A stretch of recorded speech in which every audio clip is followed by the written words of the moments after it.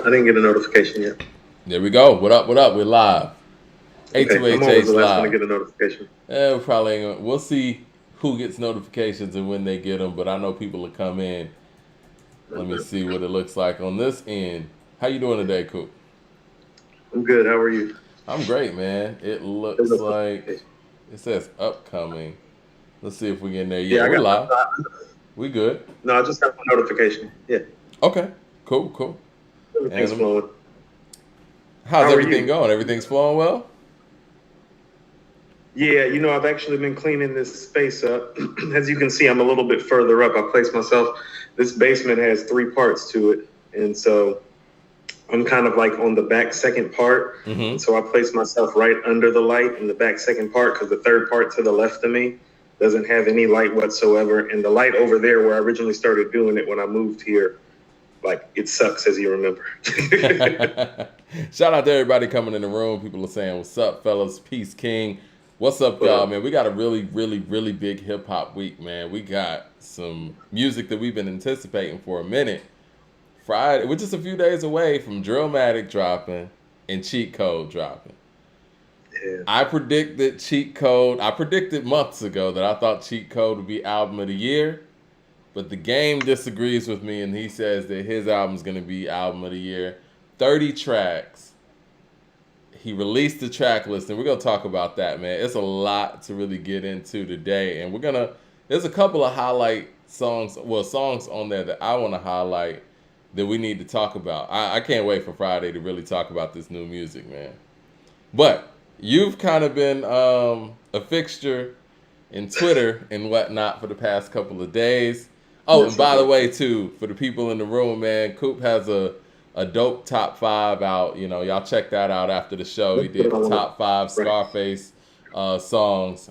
Keep plugging that throughout the show, too. Shout out to Man Nan in the building. He says, salute, guys. Coop, why you delete the post? Stand your ground. Okay. I want to Okay, go there first. Let's go there I first. did. Well, What post? well, You we need to talk? go They're through a talking lot about of the things with video. that. No, no, no. That truly is going to take a minute. But as far as like the deletes, I'm not the one that deleted any posts. No, no, no. And I think people might be referring to the actual video. And so, okay, Oh, no, no, when no. He yeah, referenced something. No, no, yeah, no. Like he made reference to me getting paid off of him. yeah, And my retort to that was, well, if you feel that way about it, we could just take your video down.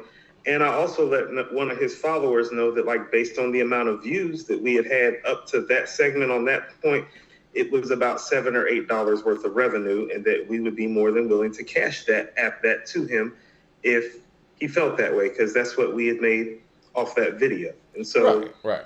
and first of all, I don't have the power to delete anything because you sit at the control board, so I have to run that through and by you in order for that to be okay. And so at the moment that he took issue with it, I let you know, and I was Well, like, you well, and I let's were just on take the it down, and phone. you agreed, and so we did. Yeah, Coop and I were on the phone, and when Lupe went to the whole thing of, you're making money off of my likeness, yada yada, and I think he posted the video in his Twitter feed with his image as the thumbnail, and we're like, okay, well, if you feel that way, we could just delete the video. That's fine. That's kind of where that was coming from. That wasn't deleting the video in the sense of anybody backing down from any of the quote unquote statements. And again, me and Coop really weren't even on the same side on that debate in itself. And we're going to get to that too. But, again, if Lupe felt like just us conversing about him was our way of, trying to have a money grab, we wanted to make sure that definitely wasn't the intention. So that's why the video was deleted, Yeah, just to kind of yeah, clarify that. Go ahead. let's take it off. I mean, let's take that off the table. Yeah. No, no, that is But fine. since we And are, honestly, the and since, live is and since, still up there, which, the live actually has that portion of the show on it as well. right. So, but the live thumbnail that we used didn't use his likeness or anything because that really wasn't the main topics of the show. So, we just kept that one up there. Fantasy731 says, I know you guys have been busy, but did y'all get a chance to listen to the Cold Vein by Cannibal Ox yet. Have not. I will make sure that I make that a point this evening or tomorrow. You know what? Tomorrow during my work day, that's going to be what I'm playing. I'm officially notating that because you have sent it to us to make sure that we can listen. So definitely. I just notated it as well. It will be listened to by me as well. Maybe not tomorrow, but definitely before we pull up on Friday.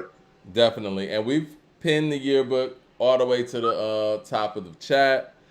Cool. You want to go ahead and, just have the floor and just talk about what's kind of been going on? And well, because I have my thoughts too, and but I want you to go ahead. I'm going to speak since we're on the subject matter of deleting things. I'm going to kind of like address that, and then I'm going to let you speak your perspective on it in all honesty, and then I feel like I can unpack some of the things that I'd like to after that. Just kind of keep it fair because I do have a lot to say and to juxtapose. Go ahead. So, I'm here to listen. I know the people are here to listen. As far as the deletion is concerned, and I tweeted this to him earlier today. We're going to get into the subject matter of the content of those deleted tweets at a later date because that's a whole nother matter. Okay. But as far as the respectability aspect of it in a debate, when you were debating somebody, when for whatever it is, it could be, presidential, it could be senator, it could be mayoral, it could be running for class president. Never is somebody retracting statements considered to be victorious in debate. Okay? It's never looked at a good thing, as a good thing, when you have to run back and retract the statement. We watch presidential debates where when the candidates double back, the pundits who grade and rate the debates on various media outlets after bring that up as a knock and a mark against. No, back up, and I know you might be about to get to it, but I just want to make sure, what was the debate actually about, and what statements were retracted, deleted, or, what do you mean by that? Well, I mean, he sent a couple of tweets out my way that, quite frankly, were letting me know who he was, and that I really wasn't much of a match for him, just like the short and the long of it. That's what I mean, is it's like that would be a whole nother situation to go in and unpack those. I just kind of snapshotted those literally and figuratively and kind of kept it pushing because it's another dichotomy for another day. And I kind of want to keep it to where we were at, which was the Shakespeare reference that he made. And that's where I want to go because that's where all of this really came from. And, and quite frankly, I didn't really say my full thoughts and my full knowledge on the situation on Twitter because, quite frankly, Twitter isn't the space where you can really speak like that. And quite frankly, I knew his fans and he was going to do what he did, which was try to carry it on his terms. Now that he's done that and fulfilled his ego, let's start unpacking the actual factual about the matter and why I made reference on many levels to why I said what I said, because we're going to break it down on a racial level, since he said my diatribe was racist.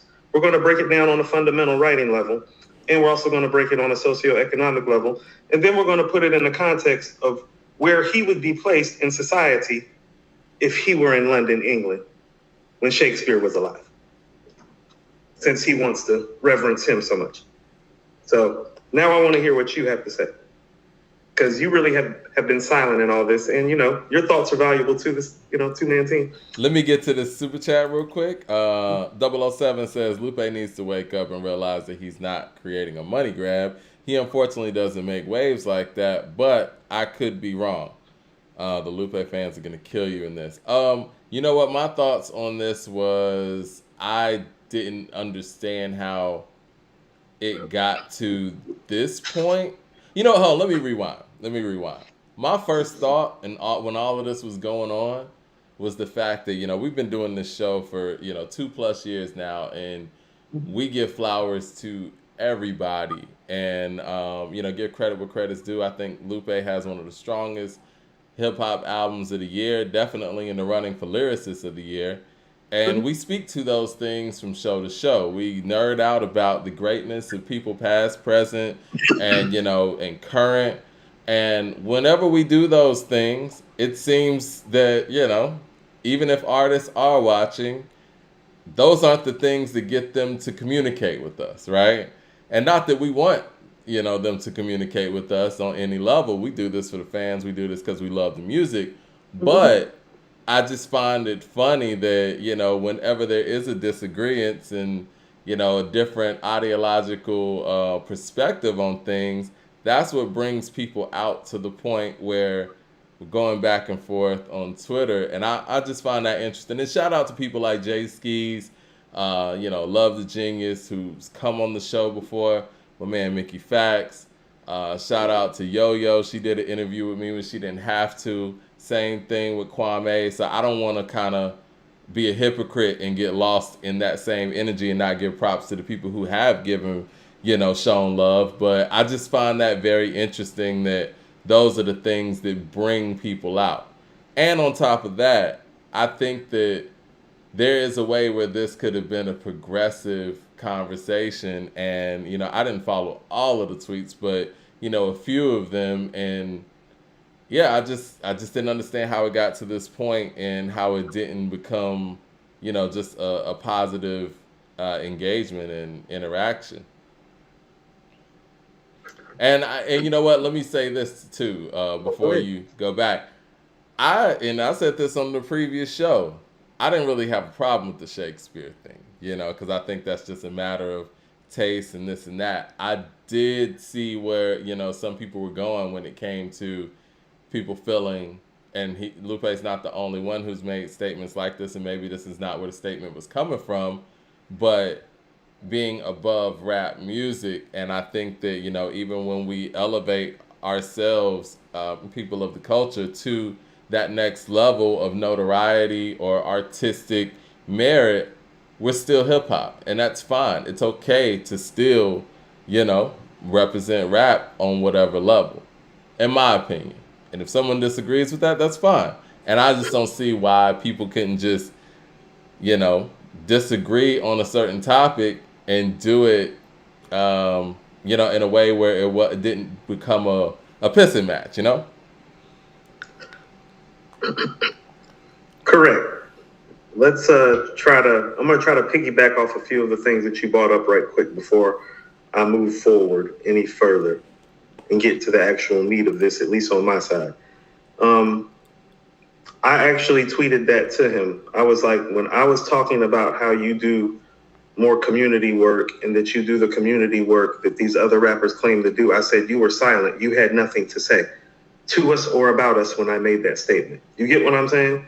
And so it does come off to me as problematic that somebody that is thoughtful and intelligent like him still only responds to the negative connotations of things, never the positive affirmations given out.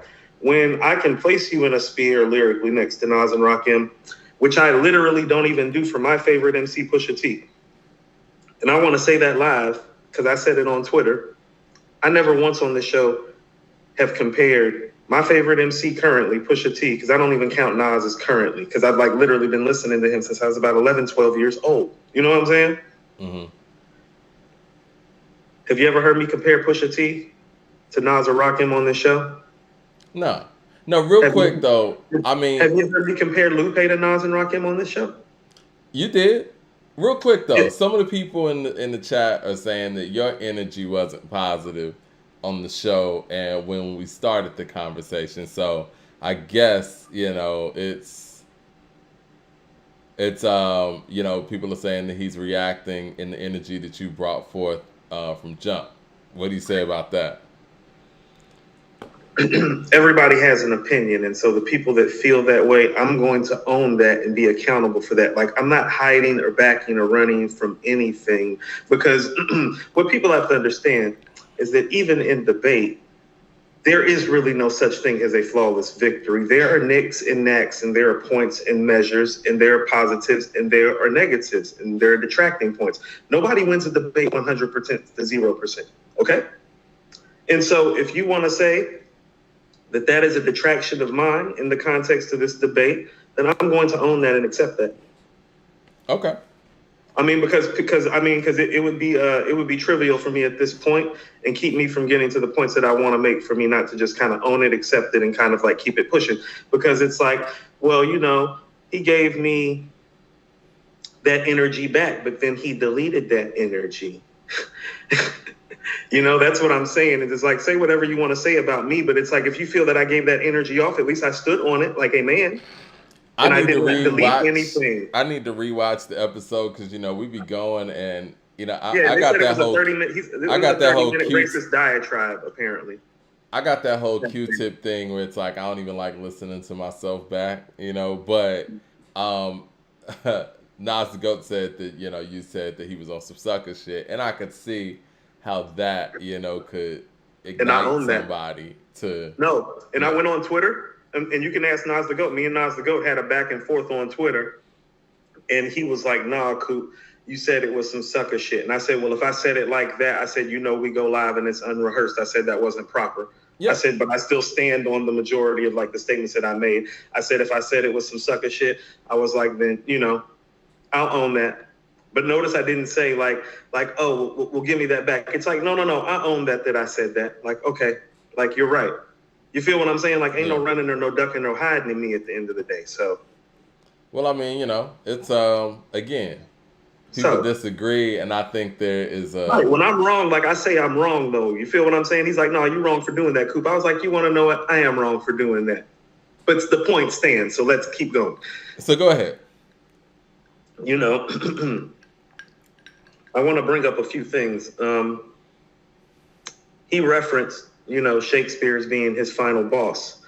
And it's just, I mean, for me, Mike, I'm well-read, and I'm well-traveled, and I'm one of those persons, or one of those type of people, you know, let me say that properly. I like to dig. Yeah. You feel me? I was in Rome once with my ex-wife, with me, you know me. Mm-hmm. And when we were together and we were at the Coliseum, we ran into this couple. The guy was a police officer from Athens, Greece. We still follow each other on Instagram to this day. His wife's name in English was named Cross. So his name was Kostoff and Cross was him and his wife's name. Met him, and me and him immediately, we hit it off. He's a big history buff like I am, big literary guy like I am. We're literally walking through the Coliseum. This is a Greek guy. It's like literally just breaking down like all the like Roman and Greek history and he's explaining things that like, quite frankly, like the books don't tell you and that you won't even believe. And, you know, he tells me, you know, pretty much all the literature, the modern day English language still comes from the Greek and the Roman literature. And I'm like, no, well, what do you say about Shakespeare? He's like, Shakespeare took all his stuff from the Greeks and the Romans. And he did. And that is where I want to go. Because, you know, since he wants to debate, let's pull out the facts about who Shakespeare is and is not as a writer. You see what I'm saying? Because I said what I was saying intellectually and coming from a place. It's like, how can he be your final boss if you know what I know? But maybe you don't know. So maybe I'm going to educate you on it. You ready? Go ahead. First of all, my main problem and the part about where he wants to bring race into it, the first black man that's considered to be a resident in London is found in 1593, Mike. His name is Cornelius. 1593, the first documented black residence. Shakespeare is born from 1564 to 1616. Literally around 1592 is when the prominence of Shakespeare's plays start. Now, in this time, do you think that Cornelius would have been allowed in to see one of Shakespeare's plays? No. Do you think he would have been allowed to be a co-writer for one of Shakespeare's plays? Not at all. Actor on stage. What? Hold on. What do you think about the notion where people say that Shakespeare was black? Show me the proof when the first black resident they have documented in London, which is right next to Stratford, you know, the suburb in which he spent half his time and lived, and then the other part in London with the company, is 1593 with Cornelius. There's obviously no black people around. And the movement of black people around comes from the West and transatlantic slave trade, quite frankly. So if you were black and in London, you weren't free. And so it struck me as odd that somebody that I know is so intelligent and comes from a very, very staunch black upbringing, like a Muslim, Black Panther, West African descent upbringing, that is probably privy to these things, would choose Shakespeare as that guy. I wasn't pulling that from anywhere, and I want to go further into the literary part of it. Hold on, let me get to the super chat real quick if you don't mind. Yeah. Jay Short says, it wasn't the fact that he brought up Shakespeare. Why did he have to dismiss other rappers to elevate Shakespeare? I think you guys keep it too PC because we all know what Lupe really meant. We support you. I appreciate the support, Jay Short. I mean, I don't even. Go ahead. I don't think that's fair for. Well, I kind of have said that, and we're going to get into that, and we're going to get to the music side of it too, because I told you I've actually been going back and going through all this stuff. Mm-hmm. I obviously started with The Cool because it's my favorite project of his, and it's still what I think his best project. After listening to it from beginning to end for the first time in a very long time, I still stand on that for a variety of reasons, and we're going to unpack that. But let's get back to Shakespeare. Because I brought up Toni Morrison. Because after we get to Shakespeare, we're going to get up to Toni Morrison, and then I'm going to show you the difference about what I was saying, and that it wasn't just some racial diatribe. And I brought up the psychological aspect of it. So, Shakespeare's most famous plays, Mike, are all pretty much makeovers. He's just a better writer than the previous set of writers that he stole these ideas and themes and plots from. Okay? Mm-hmm. His only real true original work that's considered to be classic is Hamlet. That is his original masterpiece. Romeo and Juliet comes from the tragedy of Romulus and Juliet, which came out in 1562, 2 years before he was born. Okay? Mm. William Painter released a book that had a tantamount of stories in it that came from an Italian writer group or a couple, Tancred and Gismond. 1566, literally when Shakespeare was 2. Listen to the play. The play tells the story of a father, Tancred, whose widowed daughter, Gismond, returns home and begins a clandestine affair with one of her father's courtiers. He kills her lover and presents her with a gold cup containing his heart. She kills herself and her father, stricken by grief and regret, and does likewise, thereby extinguishing his kingly line. He's just flipping it. Yeah. It's not original writing. Oh, so Eric Terrell with the super chat says, the Greeks stole science and culture from Africa. Come on, Coop. Yes, but he's talking about Shakespeare. We're not talking about the Greeks and Africans. I think they're talking about when you're talking about civilization, and the first black person in Europe was, at what date did you say? 1598, 93? No. I didn't say in Europe. I said in London. The first documented black resident in London is in 1593. Shakespeare's born in 1564. So it's like blacks aren't even like around the London and surrounding area like that. No. Can you clarify what you're saying there? Because I see some people in the chat saying things like, black people traveled the world for eons and this and that. When you say documented black resident in London, go ahead. Okay. In the 1500s, if you're probably a black in London, you were probably a slave and not a free person. Right. And there are no documentations. Because if let's say we were there and we're part of it, well, like with a lot of things, we've been closed out of it. They'll have it. Right. There's not any documentation of it really. So they're literally treating us like we weren't there, even if we were. What does that tell you about the environment? Right. So I mean, either way that you all want to toss it, it is not, it's not palatable really. And so let's go, and we're going to keep on going. This isn't like the first interpretation that he takes and makes into his interpretation. And I'm not saying that the writing's not there, because he's obviously taking these plays and taking these writings to a place that the previous writers did it. But he's also taking it. In hip hop terms, that would be called having a ghostwriter. How can a goat be the ghostwriter? I'm going to keep going.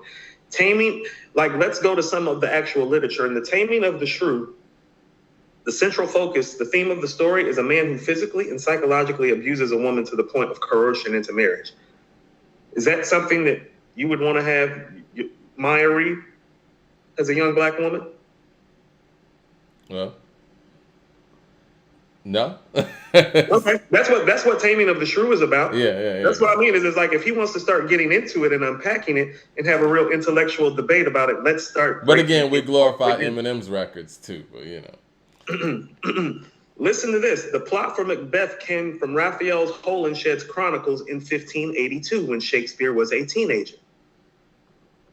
His plays of Julius Caesar, Antony and Cleopatra, and Coriolanus all come from Plutarch's Lives, 48 biographies of Greek and Roman leaders. These plays had already been made. He just redid them. Giovanni Guaraldi, who is known as a writer, has Cinthio wrote the plot for Othello in 1565 when Shakespeare was 1. All of his major plays, except for Hamlet, pretty much came from somewhere else first. It's not original writing. But you want to know who is original writing? W.E.B. Du Bois, like I brought up. James Baldwin, like I brought up. And definitely at the top of that list, Toni Morrison, like I brought up. You got Toni Morrison at the top of your list? I was going to ask you something about that because, hold on one second. Nas the GOAT with the super chat says, Dragent Wave is his best project in my opinion. We got Dumb It Down and says, going so deep into a tweet, but every rapper thinks that they're the best. Every rapper says other rappers can't touch them, but if Lupe says it, he's narcissistic. At no point did I call him narcissistic, and notice I haven't brought up the rap aspect part. I'm on the Shakespeare part. So that tweet really doesn't apply to where I'm going with it. I'm not really addressing the rap aspect. I'm addressing the Shakespeare aspect. What do you say to people who would say that, Toni Morrison, rest in peace, she bashed, she wasn't highly favorable of black men in the patriarchy, and she actually said she didn't believe in male patriarchy, and as far as black men leading or men leading in general. We haven't given her valid evidence to believe otherwise. Not enough. So her opinions and her thoughts get to stand until we do better. I just feel that way as a man. I disagree with that. But she's no. She's entitled to that as a woman. That's part of where the patriarchy and the misogyny of it really takes its place. It's like, well, if she's not entitled to that opinion and then that thought, then that is oppressive. Yes, so she gets to say that. The same way we get to disagree with it, or the same way that if you don't agree with it, that's okay. But she gets to have that. No, that's fine. People can believe whatever they want, but I guess that if someone isn't into that person's writing, because of those things, are those valid too? And is it also valid to say that there is a system of supremacy that is against black men being, leaders in the black community that would use those type of ideologies for wrongdoing? It's funny that you bring that up, which is why I have a couple of things. Okay, so she's not just a writer. Quick history lesson. She's the first black female editor for a publishing house in New York City, Random House. She did this as a divorced single mother of 2. She has made contributions to plenty of males and male authors as an editor and a publisher. Like in 1972, the editor for contemporary African literature, which featured an author by the name of Chinua Achebe, the writer of Things Fall Apart. Mm-hmm. The album that the Roots named the book that he wrote after. No, she's responsible for that. She's the editor of that book. She's the one that took that book on. The Black Book, the story of slavery in the 1920s, where she found the story to the woman who killed her 2-year-old to avoid slavery that she turned into Beloved 15 years later. Mm-hmm. She's responsible for that. Mm-hmm. To Die For, the writings of Huey P. Newton. Yeah, she's the editor of that book. The autobiography of Muhammad Ali, she is the editor for that book. She's done plenty of contributions to black males in the sphere, and plenty of preeminent black males, obviously, and the people around them have gone to her. She gets to say it. But even with she is also the editor for Women, Race, and Class by Angela Davis. Like, her mark is everywhere on us. I agree with that, but even with that being said, she has a huge scope of some powerful black men, and her still having that outlook. That's problematic. You know what I'm saying? Hold on. If Mark Twain gets to use nigger and be in the canon, though, she gets to have an issue with black men. All right. I hear what you're saying, but what I'm saying is like, but do you know, you feel what I'm saying? It's just like, no, too many people with other issues that are way more problematic than that issue are in the canon of writers. all I'm saying is I think when people are in that position and they have that power, for lack of a better term, their ability to amplify their voices could be used for wrongdoings from people who No, don't have our best interests at heart. I mean, is that not legit? no, that's legit. But what I'm trying to tell you is her personal ethos didn't affect her professional sphere and how she projected it. When it was professional, she did what was supposed to be done Well, and people have an contributed to issue plenty with. of black men. You're talking about, no, what I'm saying is you're talking about her personal thoughts and feelings and not her professional contributions. Her professional contributions say that her personal thoughts never affected the professional contribution. Well, people had issue with how black men were depicted in Beloved. I mean, I did too. The The writing Born is King. stellar, but it's like, I mean, okay, it's like you take issue with these things, but it's like, well, we'll take issue with the fact that whoever was playing Othello originally definitely wasn't black. You know what I'm saying? Like take issue with that then. Born King with the super chat says, Like if you want to start taking issues and start nitpicking, let's go back to the top and start nitpicking, because you want to know it. If we start nitpicking, then race is going to start coming into it so much. So she kind of gets to have that. Mark Twain gets to say nigger. Shakespeare gets to write about whoever he wants, but it's all men on stage. Not even women get to get on stage. They get to have that. She gets to have issues with black men. even if it hurts us from people who, don't have our best interests at heart. She Because at that point, professionally you has can get contributed used. more. She has professionally contributed more, literally, to black men directly than she has torn them down publicly, is what I'm telling you. Professionally contributed more to the uplifting of black men. Like, I don't know, Huey P. Newton and Muhammad Ali. It really doesn't get much bigger in a higher class of promoting and upholding black men than that, Mike. And I think that it's even more interesting that, she had that kind of relationship with such powerful black men of that stature. That's why they respected her. And still felt the way that she felt. I just found that's part of why they respected her and wanted to be around her, though. Don't you understand that part of it, Mike? Because she challenged them and made them strive to be better, because maybe a lot of what she was kicking was real. Born King with the super chat says Color Purple was trash. That's Alice Walker. Well, again, I just wanted to Alice put that Walker. out there. No. I wanted to put that out there. You know what I'm saying? And because I have been seeing some of those statements out there too when it comes to, you upholding Toni Morrison. So I figured that I would just put that out there. As far as, okay, so, and I know people were going to say this, so this is why I say Toni people Morrison. like, yo, can we move on?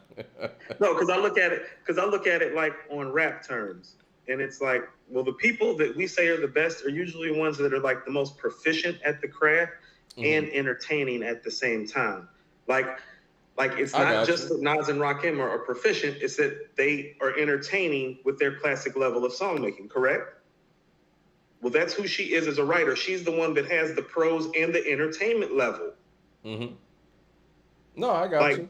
Like a lot of, I don't care what anybody says. How about this? Her thesis, her doctoral, was it a master's or a doctoral thesis? One of her theses when she was at Cornell was literally on Virginia Woolf and William Faulkner. They can be boring as fuck sometimes.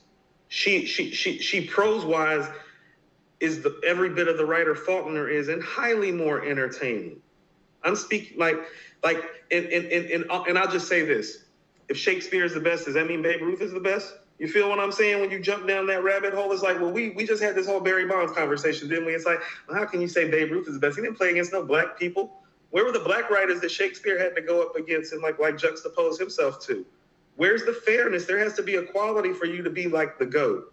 You can't be a ghostwriter and be the GOAT. If Shakespeare was around right now, you know who he'd be? He'd be Drake. That's a fair point as far as, you can't be the GOAT if everybody's not playing. You know what I mean? And if you're not writing the work yourself, Mike, how many conversations have we had about Drake and the questionable pen? This is the same thing with Shakespeare. It's no different. GOATs don't have ghostwriters. I was I'm a huge Tom Brady fan, man. I've been watching Well, am I? Tom. That's Yeah, where we agree all the time. I've been watching Tom versus Time. I mean, that between that and The Last Dance, I watched that like a million times over. But I remember when the Patriots had their undefeated season. And obviously they lost in the end, and Tom was watching that game. He was like, "Shit still hurts." But what was interesting about that season at the time, mind you, all of my friends were Patriot haters. You know what I mean? I guess they hated everything that Patriots stood for, the whole Patriot way thing. And I just saw a team that worked proficient and the greatest quarterback I had ever seen. And I guess I was like 10 years ahead of that conversation, maybe 12 years ahead of that conversation, whatever. But anyway, that season, they played everybody. They had no weak schedule at all. They played everybody. And I was so glad. I was like, yeah, so y'all ain't going to be able to say shit. Because they were ready to say, oh, they had a weak schedule. Or this, and then we hear that all the time in sports when people, and even with the Patriots going to the playoffs as much as they did, their division's weak. Yada, yada. And you're right. You can't be the GOAT if everybody's not involved. It is what it is. You got a weak schedule. So I'm gonna piggyback off your Tom Brady thing. Well, I wasn't as big of a Tom Brady fan around that time because he had beat my Carolina Panthers in the Super Bowl, where he showed himself to be Tom Brady. Like, that's when Tom Brady really arrived, was actually in that fourth quarter against Carolina. That the Tom Brady that we know, that guy came to life in the fourth quarter of that game. So really wasn't a big fan of his, seeing how just a couple years removed from that. But they got my guy Randy Moss. And Randy Moss, to quote the Black Thought and Danger Mouse album that's about to drop, well, having Randy Moss is like having a cheat code, because for the first time, Brady gets to go off script. As in, if I'm in trouble, guess what I get to do for the first time? Yeah. Right. That was unfair to everybody else. The only team that probably should have beat them that year was that Baltimore game. Because Baltimore, I remember that game. That was the first one. A Dante Stallworth catch in the corner of the end zone after I think Brady completed like 2 third downs against a great Baltimore defense. That's prime Suggs, prime Ray Lewis, prime Ed Reed. That was the game. I was at my boy Melvin's house watching that game, and he was rooting for the Ravens so heavy. And when they pulled it out, niggas was mad.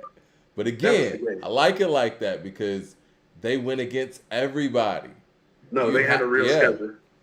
Mad Max with the Super Chat says Shakespeare has 4 works that resonate in popular culture to this day off of that. 600 years old. Stop. Okay. Shout out to Mad Max in the building. So listen to what I'm about to say to that. Well, Toni Morrison's first novel is The Bluest Eye in 1970. The fact that she's already in this conversation. So you just give it time. Yeah. Well, all right. Right. I know we got to move on and stuff. Because here's also what I know. Like, she only wrote about 11 actual like books. Like the rest of them are like memoirs and like, literary, like commentary and work and stuff like that. But the 11 books that she wrote, oh yeah, go pull out Shakespeare's best 11 shits. Let's go. That's what I want to debate. And so since he likes to debate on Twitter and everybody feels like he won on Twitter, I want him to come on here live and let's debate the literary devices of Toni Morrison versus William Shakespeare. Also, that's the debate when he starts bringing up the literary devices of William Shakespeare, I'm going to start pulling the quotes from the books that he stole that shit from. Good night. So hold on. Before we get on to the next topic, so you and Luke, how you going to admire the literary devices that are stolen? Are y'all going to actually? First of all, are y'all going to have a debate? And when y'all have a debate, if you do, what is the debate going to be about? Because that's what I was kind of confused on. Like, I didn't know what you guys were actually going to debate on. He wanted to debate whatever he felt like to stroke his ego. I want to debate something concrete. If he feels like Shakespeare is his final pit boss and best writer ever, I say Toni Morrison. I say you pull his best, I'll pull her best. Let's go. The only problem is you actually have to pull his best, as in no interpretations, no minor pulled from works, which means as far as his classic work, you're going to be left with Hamlet and a lot of throwaways that most people don't remember. So good luck with that. Well, I can give you Toni Morrison's original thoughts and works. I would like to see y'all debate, what makes a great writer. But I guess that's just me. As a fan, That's very of a vague. great writer Very and vague. huh? What makes a great writer? No, Yeah. there are tons of things that makes a great writer. That's like when you're saying that, it's like, well, I love Nas and Tupac the same, but for different reasons, Mike. You feel me? But they're both really great writers. It's Okay. like, me and my girlfriend and I Gave You Power are classic rap songs, but the interpretations and the play on it is totally different, And so that's a never-ending fight that he and I would have, because I could have that never-ending fight with anybody. Like, he and I, we aren't that different. Somebody bought that up, He's like, kind of known to go off the rails sometimes, highly intelligent, wordy, problematic, pro-black. I only said the statement because I'm aware of his pro-blackness. You understand? When he went to Shakespeare, I was like, what the fuck? I was like, you went to Shakespeare? I was like, no. I understand some other guys. Because I'm going to tell you what, there are other guys who kind of fashion themselves as intellects. And they're really not the intellects that you think that they are on the mic. They just say really intelligent stuff on the mic. No, he's an intellect. And so when he said it, I took it differently because it was him. That's what I'm saying is, it's like, people got to start. You hold him high is why you were as passionate about what you were saying. Right. If Soulja Slim would have said it, I wouldn't be saying nothing. I probably would have laughed. Soulja Slim. Rest in peace to Soulja Slim. I mean, Jay Short with the super chat says, we can't. I didn't mean it like that. I mean, rest in peace, Soulja Slim. I'm just saying, like, if a really like notorious street rapper from down here would have said something like that, like somebody that's talked about like his really impoverished upbringing, the way, you know what I'm saying? Like, I probably wouldn't even play it in my mind, but it's like, oh, Lupe said that. It's like, oh, what the fuck? I don't know. Jay Short with the super chat says, we can't stop. We got to stop letting this our culture. I guess we can't get to stop letting this our culture in a non-black form. I'm glad you guys covered this and called it out. Folks wanting to make their money off of hip hop and have disdain for us at the same time. I know we got to get on to the music because, people probably want us to get to the music. I will say Is there anything that you want to say in closing about this situation, this scenario? Yes. I actually have a quote from Amiri Barker I want to read. He said, as long as black writers were obsessed with being accepted by middle class, they would never be able to speak their mind, and that would always lead to failure. That's a quote from Amiri Barker. As long as black writers are obsessed with being accepted by middle class, they would never be able to speak their mind, and that would always lead to failure. I just found the Shakespeare thing to be kind of like a middle class, easy kind of like thought from somebody that I look at as an intellect who thinks deeper. And when he pulled up, and so when he pulled up with I think that you think that you're smarter than me, I was like, oh, that's what we're doing. I'm like, well, okay. I guess that's what we're doing. Yeah, the few tweets that I followed, I was like, okay, well, this is going to get somewhere that is non-progressive. Well, you want to know what? A lot of that is because he and I really aren't that much different. And so it's either going to go really well or really bad. And so that one went really bad. And so I just kind of got back on my square and got back to the actual points and focuses for what made me go on what he called a racist diatribe.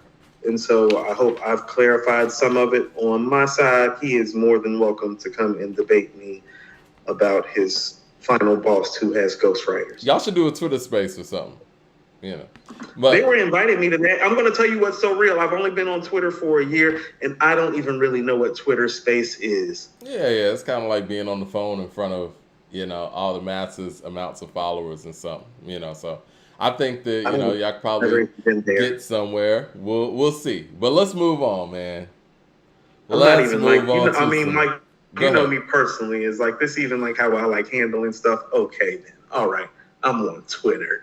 That's awesome. It's funny, man. Both of you guys are really big Nas fans, too.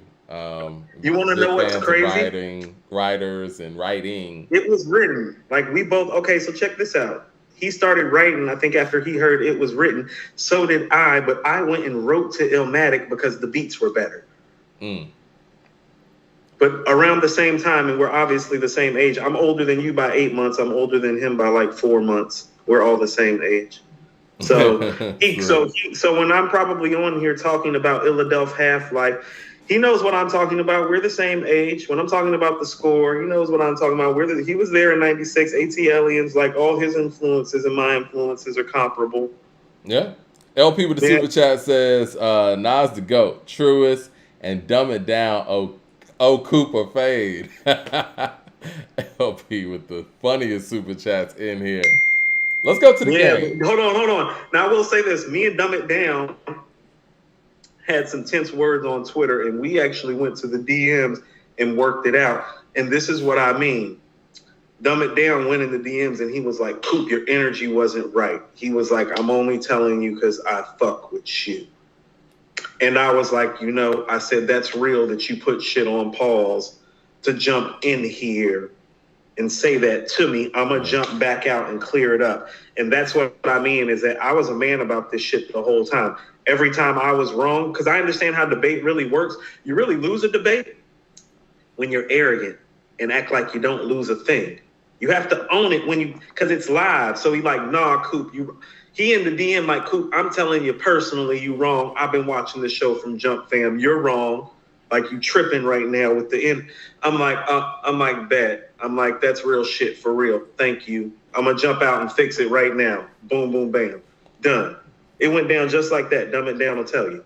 Well, shout out to the following, man. Y'all are really loyal with this, and we all love hip hop so much that we come That's together. All it is at the end of the day, too. Yeah, we all got love for the same thing. And also, too, I had somebody who knows me kind of slide in and is like, well, if he didn't respect you at all, he wouldn't say shit because he usually don't say shit about shit to nobody anyway, Coop. Yeah. And I was like, yeah.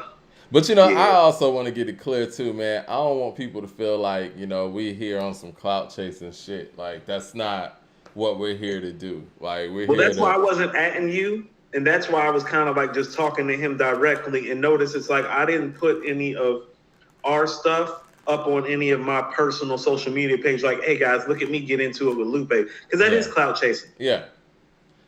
But you won't find that on any of my personal social media pages. It's like you either are following Twitter or according to hip hop to know that it happens. There's one private group that is literally a hip hop group that knows outside of that, but I haven't taken it like to any personal place to chase clout or try to gain more followers. Anybody that knows me knows that I'm not that guy.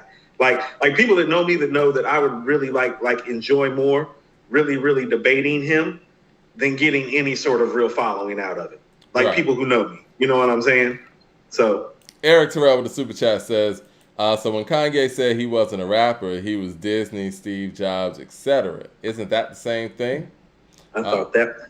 Let's not get into the wild stuff that Ye be saying. Can we not do that today? Like Ryan Gillum says, did I miss out on the Lupe live debate? Ryan Gillum, you're gonna have to watch the rebroadcast. He didn't do a live debate with Lupe. It didn't happen. And I know people want us to move on because we spent a lot of time on this. Let's talk about the game. The game is dropping DRILLMATIC on Friday. Got a release date. We got we got album cover. We got a back cover. And we got 30 songs. And people are, man, it's really interesting, man. I think people really hate the game because an artist like this who's been very consistent in putting out dope music and whose production is on point. He just came off the LA Leakers freestyle. He's spitting. You would think people would be happy with 30 songs. All I keep seeing is people saying that's too much music. I'm not listening to 30 songs, blah, blah, blah. I hear negative connotations with 30 songs. Can we start with that part of it? What do you think about the fact that Game has 30 songs on this album? Because we don't do that to Chris Brown. But this is Can I tell you exactly where it's coming from? And this is chess move by Game. Well, he's not showing you any of the features. So it just looks like 30 songs from Game, and that's exactly why people are saying it. If he was actually showing the features right now, we wouldn't be having this conversation. Because I guarantee you, if this is a actual 30-song album, listen to what I'm saying.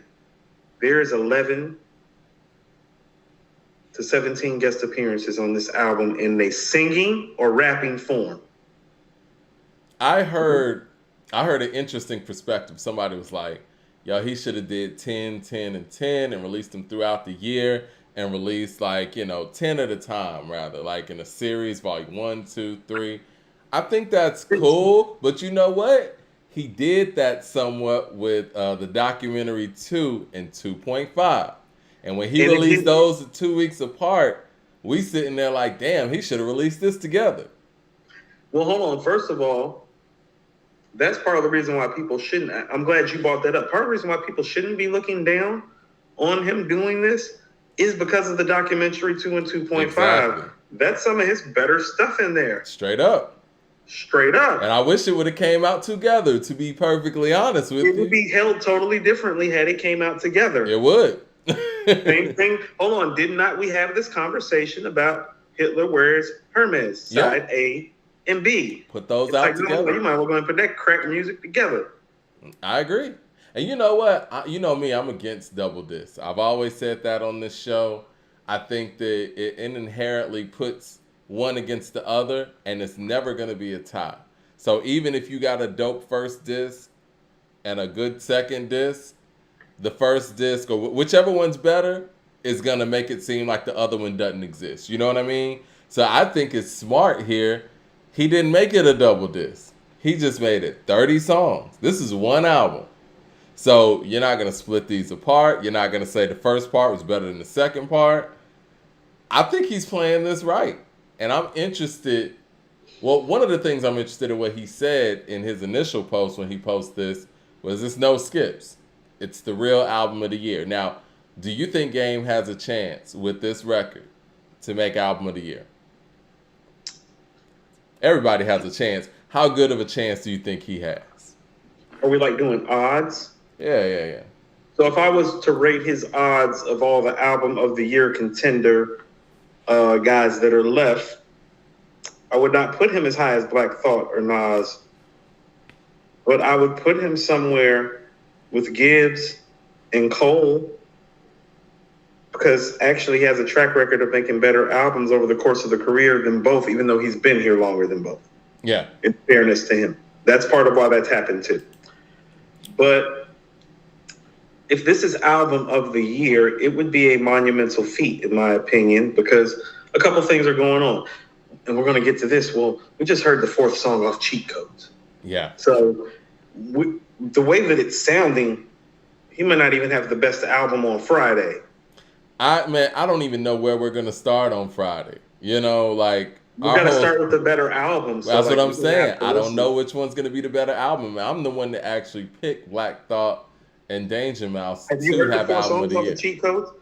I've heard 4 of them. You're the one that told me, like... Cheat Code sounds great. I'm legitimately shook about my album of the year pick with KD3. Like, I'm legit shook. I'm like, what the... I'm like, again? I'm like, oh, damn. Because here's my thing.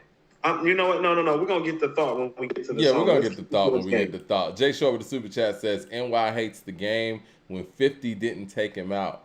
That was the final nail in the coffin for NY. Their biggest artist lost to a rookie. Cali loves the game. I want to talk about that too because it seems like,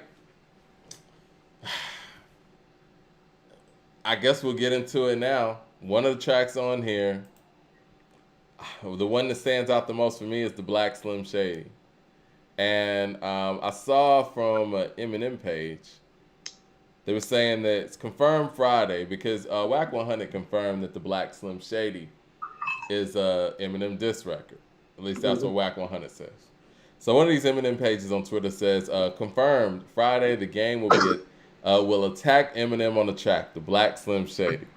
Jayceon, be careful with the lines you direct to Marshall. Prepare to suffer the consequences of the rap god next. Yeah, I don't know what that means, but I do think this interesting, kind of piggybacking off what Jay Short said. The game has burned a whole lot of bridges in this game, no pun intended, and it's still here, and it's still active. And I think the fact that California, being the largest state in the nation, or second largest, either that or Texas, supports him. And he knows that he got California love, so he's like, fuck the rest of the game. Yeah, I mean, because he got talent, you know? Well, I mean, like, real shit. I mean, it's like, think about all the guys that are at his disposal in Cali. Well, Yeah. Alchemist, Hit Boy, Yeah. Dr. Dre, DJ Quick. Isn't Bink from Cali? Yep. What the fuck? That's Kanye enough to make always albums gonna for the rock rest of with. your life. That's enough to make albums for the rest of your life. Oh, straight up. And the fans in Cali alone. Straight up. Man there with the super chat. You know I know. I'm Mike, we were down here when the A was at its peak in terms of it was popping, and I moved to Cali and I was like, oh, this is different. This type of support is different. Man there with the super chat says he should have made it 2 LPs, 15 tracks each. No, 30 then is y'all long. were gonna hate. I disagree. Y'all were gonna hate. I disagree. Well, like you're right. People were gonna hate if he did that. If he did that, people would have acknowledged. They're gonna be like, he should have just cut about 7 or 8 songs and made it one album. Exactly. We're gonna hate. He said it's no skips.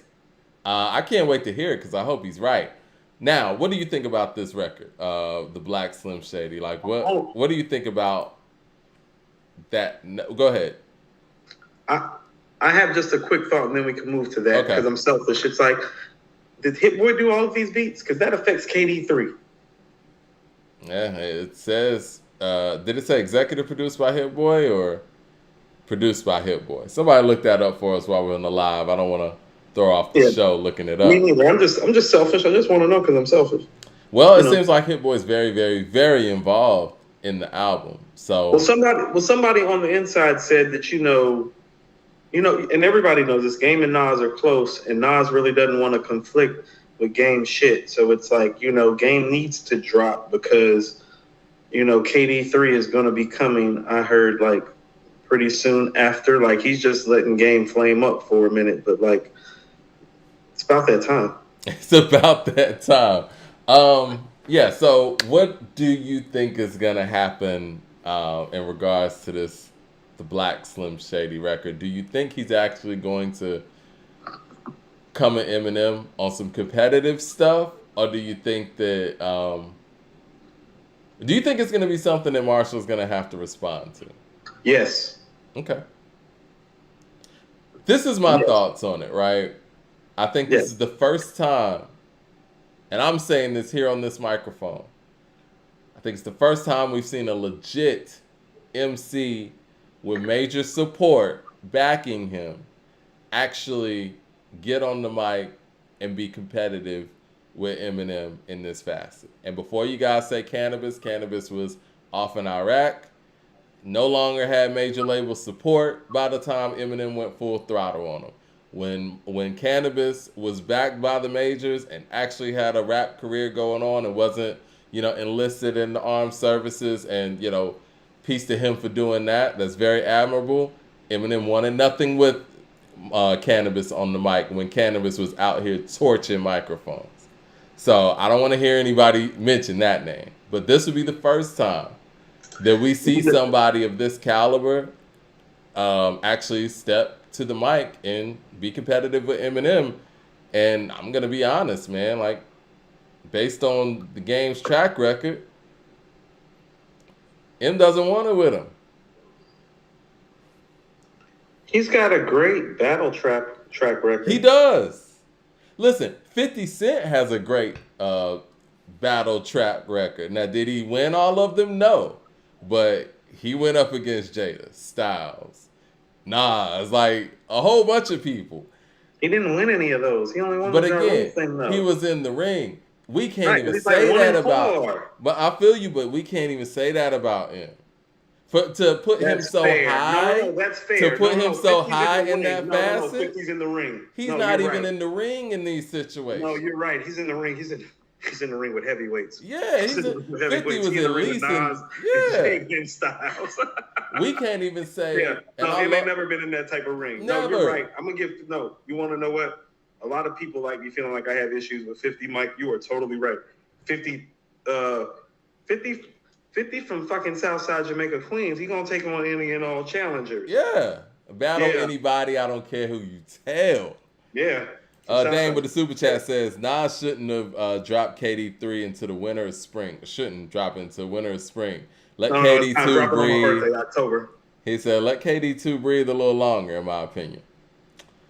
Coming up on the 1 year anniversary of KD2. It's fine. It's a new day. It's a new world. Drop it around my birthday, October. M's track record in this battle thing, and again, and I only say this because he gets held so high when it comes to battling, right? His track record is Everlast, Limp Bizkit, Britney Spears, Mariah Carey. I'll say Mariah Carey because Britney didn't battle him per se. Mariah Carey actually had a response record. Nick Cannon, Benzino. Am I missing anybody? It's very problematic. I'm just being honest. So when you put Game, okay, so look, yeah, not even about let's say Game. Let's say the diss isn't there, and I think it is going to be there because I told you, like, Game has evolved into more than just like a notoriety, like he, you know, people kind of treat a Game like he's a short-term notoriety. And it's like, no, that's a legitimate heavyweight MC with heavyweight MCing skills, song making, and capabilities. His catalog says it. Yeah, his catalog says so. You are what your record says you are. Yeah. His record said he's pretty goddamn good. Born King with the super chat says, I guarantee Royce will say something before M. And if that happens, that's a problem. I think Royce is probably overall, catalog-wise, in my personal opinion, the dopest MC out of Detroit. I think Elzai's the best lyricist out of Detroit. But if we talk about everything involved, I'm going Royce. I hope, as a fan, Royce stays the fuck out of this. Let this man, who's the battle king and all that, let him fight his own battles. Well, I'm going to tell you why Royce can't do that. Because when I'm going through my thing with Lupe on Twitter, one of Lupe's fans started atting Royce. And I'm like, are you being messy, being petty, or both? And he's like, petty. You know what happened, right? And so he can't even step over into that spear because there's a whole spear out there that's like, no, you're going to step over here and do this first. You're right. So he can't even really do that like that. Yeah, he can't somebody do that. Somebody is at me. And I told them, I was like, I literally ran down my bullet point list and I was like, last point, why is Royce in here? Are you petty, messy, or both? And he's like, petty. I was like, oh, this is the worst. D Nice with the super chat says Eminem lost to MGK. Shoulder shrug. He did. And I know y'all don't want to admit that, but he did. You know what? We got to get to one of our show sponsors real quick. Yeah, we do got to get to our show sponsor. Yeah, let's get to our sponsor real quick. We got Relax and Relief. Shout out to them over there. CBD, man. It's about relaxing, man, and being able to take that in. You actually get a promo code with A2HH. Get 10% off. Say a little bit about the company, man. I know you was talking to man Lenny about it because he was saying that anxiety is a real thing. Well, that's what I was actually about to say is that I think a lot of people speak about smoking actual like marijuana, like getting high for like medicinal purposes. I'm putting the band on the screen while you're talking. Go ahead. Yeah, no. A lot of people talk about like smoking and getting high like for medicinal purposes. But actually, truthfully, Lenny and I had a real like a heart-to-heart conversation about, anxiety. I got diagnosed once upon a time with actually having generalized social anxiety disorder. And so CBD is something that like helps with actual like mental health disorders and issues. And I know I've come on here many times and spoke about how mental health is important in the Black community, like therapy is important in the Black community. A lot of people still have their taboos and feelings about marijuana. CBD is a great alternative for medicinal purposes to help deal with some like true to life, like medical and mental health issues. First of all, I'm looking forward to the samples. Right. Because Lennox said he was bringing me some samples when we talked. And obviously looking forward to like having the event and supporting actually the brand. It's actually something that's like real for me and my family. I'm not going to tell, other family members' business. There are going to be plenty of family members in my family. They're going to be getting this product in their hands. You feel what I'm saying? Because it's generational too. And That's really all. I support the brand, support Relax and Relief, support Linux, Yeah. and all the things Shout that we out do. to We got us. some great things coming. Yeah, We do. shout out to our sponsors. And again, you put in A2HH as the promo code, get 10% off. Check them out over there. And we'll put the website up there at the end of the show too. But yeah, it's going to be www.relax/relief.com. And that's leaf like in, the leaf. Eric Terrell with the super chat says, you realize that calling yourself a black-white guy is clown behavior. He's giving him a compliment. Big never said I'm a fat Tupac. I've never seen it. What's he talking about? He's talking about the black Slim Shady. Oh. Well, Terrible. actually, Tupac was big. I mean, I'm sorry. Tupac was Tupac's birth name and rap name. Slim Shady's supposed to be a character, right? That's not even Eminem. That's his alter ego, right? So anybody could be Slim Shady. It's like 007, right? Y'all don't know who 007 is? Yeah, 007 could be anybody. Like we do, but y'all don't. Slim Shady is a character, right? At least that's how Eminem uses Slim Shady when it comes to having to be held to carpet for whatever Slim Shady said. Oh, I didn't say that. Slim Shady said that. That's my alter ego. Well, you want to know what's funny, and probably more so for me than you, but Mike, and you know this ain't me. I don't be like this off camera. Like, I'm passionate about a few things. My God, my daughter, and hip hop. Like, you messing with me in any of those? Oh, we on 10. Outside of that, not even the same dude. So it's like, I get the whole character thing because it's like, well, I'm Coop when I'm here. I'm not really Armand. You feel what I'm saying? Yeah.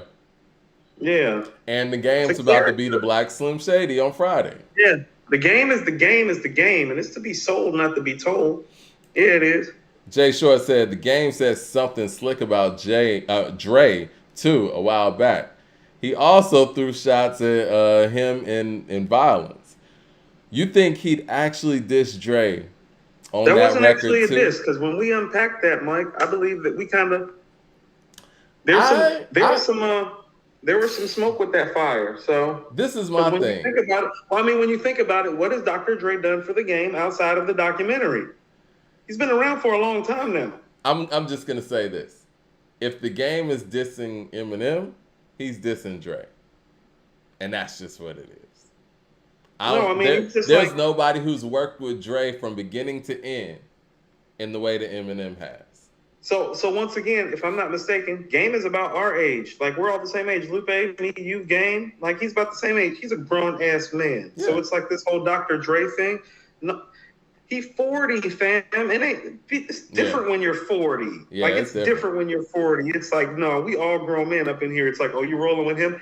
I don't care. I'm still about to fuck this nigga up. You know that, right? Like, you know I'm about to fuck him up, right? Like, we just talk to each other different when we get grown because we don't have time to play. It's like, no, I don't like him. So if you're going there, I'll be over here. We still cool. Good night. Ain't it how it rolls? If you go to the Interscope website, there's 4 artists on there: Dr. Dre, Anderson .Paak, Kendrick Lamar, Eminem. Those are the 4 artists on Aftermath. Excuse me. If you go to the Interscope site and go to Aftermath, there's 4 artists.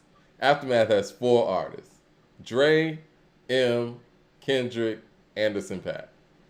Clayton is asleep with the super chat says, peace and blessings, y'all. Dropping in to send my love, my one and only podcast. You two are good people, and I appreciate your perspective adding to my own. Well, we appreciate you, Clayton is asleep. He always comes through with the super chat. Thank you, Clayton. No. Thank you, Clayton. Clayton also has like he contributes like viable comments and like thoughts and always brings like some positivity and love. So thank you. But yeah, the game has gone off. I don't want to say going off the rails, but he doesn't care who he goes at. I mean, he's even been out of pocket when it comes to Jay-Z. I mean, I think that's why he won't get the Jay-Z feature that he wants. But the fact the fact that he's still here and he has burned all those bridges, like he's burned more bridges in the industry than they say that Joe Budden has burned publicly, right? and he's still Well, he's a here. better song maker than Joe Budden. I mean, So it's that's how that attributed to goes. his talent, and I got to give Game props on that. And I'm No, looking he forward to hasn't. hearing the album. You don't get. Think about this. Like literally, while M and 50 are going diamond, this guy gets pushed all the way to the bottom and to the back, and he's still here. Like that alone would have like no. I've always told people, no, he's dope.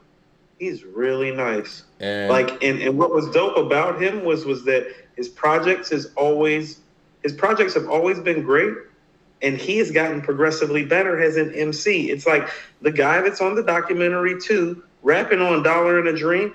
That is not the guy going back and forth with 50 on How We Do. No, you're Because right. if you put that guy in a back and forth with 50 right now, I'm gonna tell you who catching the body. It ain't gonna be Game. nah, that's real. He's well in practice.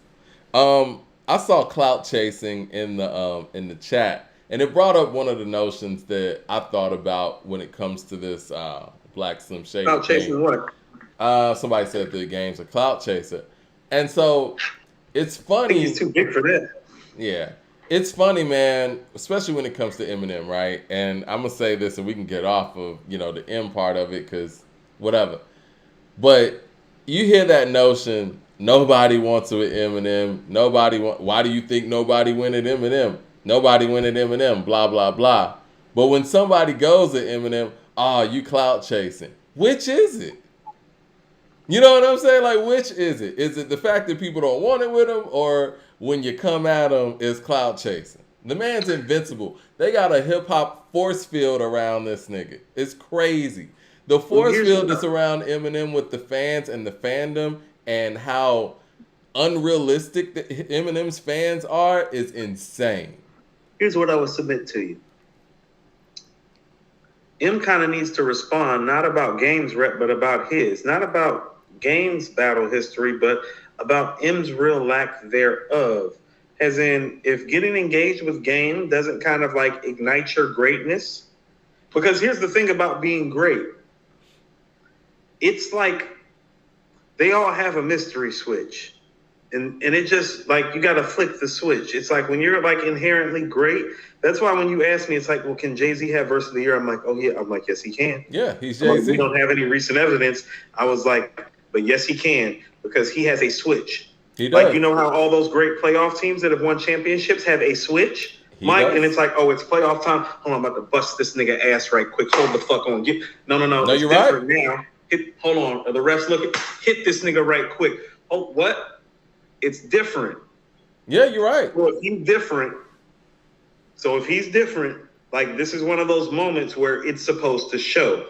Like Nas, when he got a guy with Hit Boy, it's like, oh, that's different. But he's Nas, so like when it starts happening, you're like, oh shit, oh shit, yep, there. And you know what? In the moment that he really could have shown that, and it doesn't, and to me, Game is out of the question now. The fact that people could debate whether MGK won against Eminem or not, but the fact that it's fucking debatable is the problem. MGK is not in anybody's top 50. You know what I'm saying? And the fact that should have been the moment when Kill Shot should have been a historic diss record if Eminem had that in him.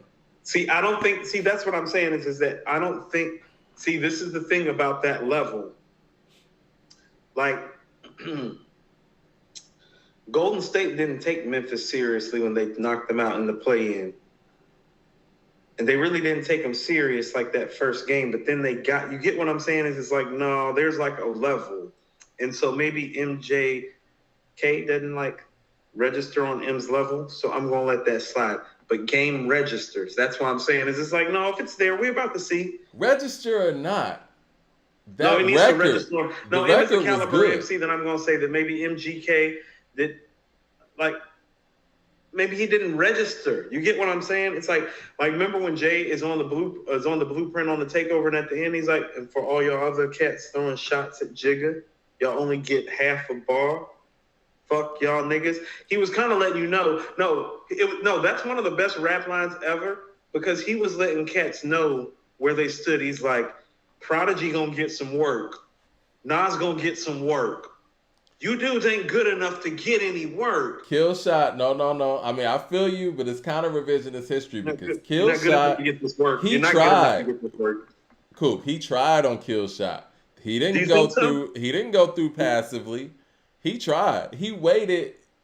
I think it was like 2 weeks because I know that the Eminem fans are gonna kill me on the dates if I get it wrong. I feel like it was like 2 weeks, and then he came with it, and his fans hurrahed it. You know, it's another because I think I saw Brian in the room, man. Brian said something about Rick Ross, I guess, not apologizing, but not wanting it with Eminem after he heard some freestyle. Let me know what freestyle it was again, Brian, that you were talking about in the community section. So here's But I went and listened to the freestyle, Coop. That shit was trash. But So when here's you what I read the mean. comments, people act like it was legendary. No, so here's what I mean though. It's like certain people are supposed to do certain things to you that kind of like you remember Quick and the Dead with Gene Hackman and Sharon Stone, young Leonardo DiCaprio? I didn't see that movie. Okay, there's a scene where like Gene Hackman, like he's the antagonist in the movie. The protagonist is a young Russell Crowe. This guy named Court. And Court is like the fastest guy. And so is Gene Hackman. And Gene Hackman has literally been looking for him so they can have a gunfight. And he literally tells him, he's like, before they fight, he tells him, it's like, I haven't been this excited like in a long time. That's what it's supposed to be about. It's because the threat of losing the Court to the Russell Crowe character, to Gene Hackman's character, it was the first time that he felt legitimately threatened, like on his level, and it excited him. It's what competition in the crux of battle was about. Mike, when I woke up and I was talking shit on Twitter, and then I go to other comments and Lupe is sitting there talking about, I think that you think that I'm smarter than you. I went, I was like, because that's how it's supposed to be. And then he went, I want to debate you. And that's when it's like, I got excited. And this is just me being honest about it because that's how it's supposed to go. You're supposed to respect the opponent enough that the thought of battling them on whatever level excites you and enthralls you. And if he doesn't get enthralled about an MC of games caliber, we might need to be having a different conversation. Well, he was excited to throw 2 heavy records at Benzino. No, damn all that. That's what I'm saying. That's what I'm saying, like easy talk. I'm going to say this again. So how about this? If, like, I don't know, let's say if like 21 Savage or Lil Boosie were to pull up and say the things that Lupe were saying, I wouldn't be excited at all. You feel me? Like if they would have said the same things that he said to me and about me, I wouldn't be as excited. You feel me? Mm-hmm. It was Lupe that got me excited. It's like, oh, I know who I'm dealing with. It was like, oh, you? It's like, oh, okay, motherfucker. Like, well, then, yeah, okay, then. You feel me? Because it's different. No, that's a fair point. If he don't look at game different and, like, respond in kind, as in, like, this is what I mean. I don't feel like I lost online to Lupe, but just the fact that people said so, it's like, no. Hold on. Let me go get all my shit together. You feel me? No, I feel you. Because it's him. It's like, oh no. And I told him this morning, it's like, oh, this isn't happening like that with me. I'm from fucking West Boulevard and Beatty's Ford. We're about to do this. Because that's how it goes where I'm from. It's competitive where I'm from. Jay Short with the super chat says, clout chasing. The game dissing Eminem will be good for M. M ain't had a hip-hop W on the board in a minute. I can't remember when he did. And now Jack Harlow is replacing him on the pop side. You know what? Rosenberg said this. Rosenberg said, he was interviewing Jack Harlow. He said, you've done something that Eminem's never done. You actually got a song that gets played in the club. I was like, damn. You said it, not me. Brian with the super chat says, that's so problematic. I don't know what to do with that. He was talking about the What's Poppin' record. That record does get played more. Rosenberg, hold on. Listen to what you're saying. This sounds like a joke that a black comedian's going to tell in 5 years. So Rosenberg's talking to Jack Harlow about Eminem. Okay, keep going. And then Jack Harlow corrected him. He was like, well, you know, he got real big pop records, though. You know what I'm saying? Like, he got some of the biggest records, yada, yada. But, yeah, he don't have no records that register in hip-hop radio or in hip-hop clubs, per se. Brian with the Super Chat says, well, answer it for us. If an MC had a problem with M or wanted to test him, why didn't it happen?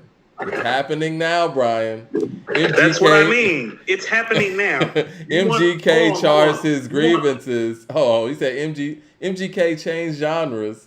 His album tanked after the diss. Go ahead, Coop. I love talking to Brian about this Eminem stuff. He's a super stan. Go ahead. Or at least he sounds like one. Look here. Talking about a rapper with street cred, multi-platinum sales, hit records, classic collaborations, great catalog. That's what I'm saying. It's like, oh, well, if game doesn't excite you, well, then, like, who are you? You feel what I'm saying? Because it's supposed to excite you. Listen, and we're going to talk about this briefly, or maybe we can segue into it. You know, the whole back and forth with Royce and Lupe happened, and the word that Royce said, it came from a place of excitement. Well, he knew who he was dealing with. Like, you know, you feel what I'm saying? It's like, no, like, it's competitive. He's even talking about in the article, it's like, oh, well, that kind of slipped because it kind of got to a place. Well, it's because it's super competitive because you know who you're dealing with. So if M's not getting excited, something's wrong. Well, let's play this way. Because the high-end competitors get excited for no fucking reason. You feel what I'm saying? It's like, don't give them a reason. Give them a reason. Well, Brian, this is the thing. It's such a sliding scale. We could say, okay, well, Game hadn't sold enough records to go against Eminem. Okay, well, who do you want? All right. Oh, we could say Nas hasn't sold enough records to go against Eminem. And the person who sold as many records as Eminem, well, they're not skilled enough as Eminem. So who is comparable, right? And to answer your question about why hasn't anybody came at him, I guess, by now, and let's be perfectly honest, you know, Coop and I, we came up in the mid to late 90s, early 2000s, very primitive years. During the time when Eminem came out, and regardless if y'all want to acknowledge this or not, no one took him serious enough to actually come at him in any kind of way. There was no point. This is the guy from the Real Slim Shady video that's impersonating Tom Green, wearing a wig on his head with his bum on somebody's lips. There was no point in anybody like Jay, Nas, DMX, or anybody of that caliber to even go at him directly. Now, some say that DMX went at him on Party Up and he was like, your own man say you stupid. You be like, so, I love my baby mama. I never let her go. We've heard those quote-unquote rumors, and, you know, whatever. But at the end of the day, when we're talking about, I guess, 99 to 2002, because that's pretty much what his prime was, he was more of an MTV artist. He didn't really get any spins in hip-hop spots. He really wasn't getting any spins in hip-hop radio. It was no point for any of the big dogs to come at him like that. They weren't trying to mess up their MTV rotation. Shit. First of all, DMX will diss anybody. Yeah. God bless. You feel what I'm saying? Yeah, like, man. I hate that notion where people say that. And if, for people that want to say that, well, somebody's coming at them now. What's the excuse? It's like anybody. And as soon as you say something like, oh, the album wasn't good or whatever, here comes Bizarre. Here comes Royce. Here comes, you know what I mean? Like, who else does that? Even when people were coming at Jay like that, Jay handled his business. I would give Jay that. Jay O'Felony and those guys was coming at him. Jay handled his business. Now, obviously, State Prop said what they said. Memphis Bleak would say what he said. But Jay was handling his business. He wasn't just letting all the other guys go handle his work. Let's just keep it 100. He only sicked the dogs on Nas because that was the only person worthy sicking the dogs on. It's like, no, he's the real problem. Everybody all in. That's the only time he was all in. Other than that, he was handling his BI like personally. You know I what I'm saying? love the takeover and the fact that he went at multiple MCs. Like that's a No, rare this is opportunity. Prodigy. This. Yeah, he went at multiple heavyweights on Yeah, that remember I record. told you it's like Prodigy gonna get this work. Nas Yeah, gonna get this work. Y'all gonna get this work. yeah. I Yeah. mean, that's respectable, man. Now, No, granted, the takeover is one of the. How about this? If we're talking construction, it's the best constructed diss song ever. it might be. The construction of the diss Because as and much the as we love format, No because he's Vaseline, talking like a fan talks. I can't stress that enough. It's the only diss record where you can tell the guy actually likes the rappers that he's talking about. You feel me? mm-hmm. Where he's literally talking shit to let them know. It's like, it's not personal. I actually like you. Uh-huh. No, you're right. It's only diss record like that. It's You know what I'm saying? It's like, respectable. no, it's like he's kind of vicious, but it's like, does he like Prodigy? Does he like Nas? It's like, it kind of comes up. It's like he's a fan of their shit. It's like, oh, this is bad. It's like, this is bad for them. This is bad for them. He's talking like a fan. This is bad for them. He's talking like a fan. I think ultimately, though, the greatness of the takeover in that way is one of the reasons why Nas was able to get the drop on him, too. Yeah. Yeah. Well, I don't this is think what he I mean thought about the the ether was going to construction. come that strong. This is what I mean about the. I told you he lost because of his arrogance, not because of his rhymes. Yeah. Because if he would have had it to do again, well, the takeover is going to be about 2 to 3 verses about Nas and only 1 verse about Prodigy. You feel what I'm saying? Right. And so Or he would have been. His misstep was in the focus of the song, the construction, the lyrics, the beat. Oh. I'm going to slightly disagree with you there. I think the construction of the song was fine. I think his turnaround on the response of Ether was the biggest problem. That's what I mean. Yeah. No, I mean the construction of the takeover is brilliant. It's like still. Yeah, I'm not taking that away. Yeah. I think it's the blueprint too, the song that is, would have been the response to Ether. It would have been a lot more of a conversation. Lyrically, yes. Nas the GOAT with the super chat says, M isn't battle tested. He battled pop stars. These are facts, man. And I know that M stands don't want to actually acknowledge these things. And y'all want to think that B Rabbit from the movie 8 Mile is a real person. And these things really happen true to life, but it's not. B Rabbit is a character in a movie. Oh, shit. It is what it is, man. We got to face that reality. Look, 3000 was my favorite rapper growing up. And even me as a fan of Cass and a fan of 3000 still, I have to acknowledge and be honest about where he places on an all-time list when it comes to individuals. Eminem fans refuse to acknowledge the realities that he's not what you think he is, battle-wise. Now, whatever your opinion is on his music, I mean, that's whatever. I guess that's opinion. But one thing that's not an opinion is he don't get played in hip-hop spots like that. He doesn't have, for somebody who sold so many records, he has no hits in hip-hop radio. That's just real. And he came up in a radio era. Just saying.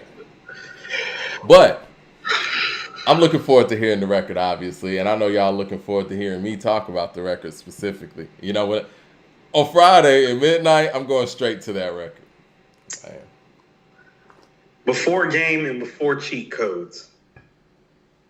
I'm going to the Games like album. Happens, I still have to listen to the project like from beginning to end. And I guess I'm old I can't school hold in that back way. the anticipation. I cannot skip around. I cannot skip around the album on the first listen. I can't.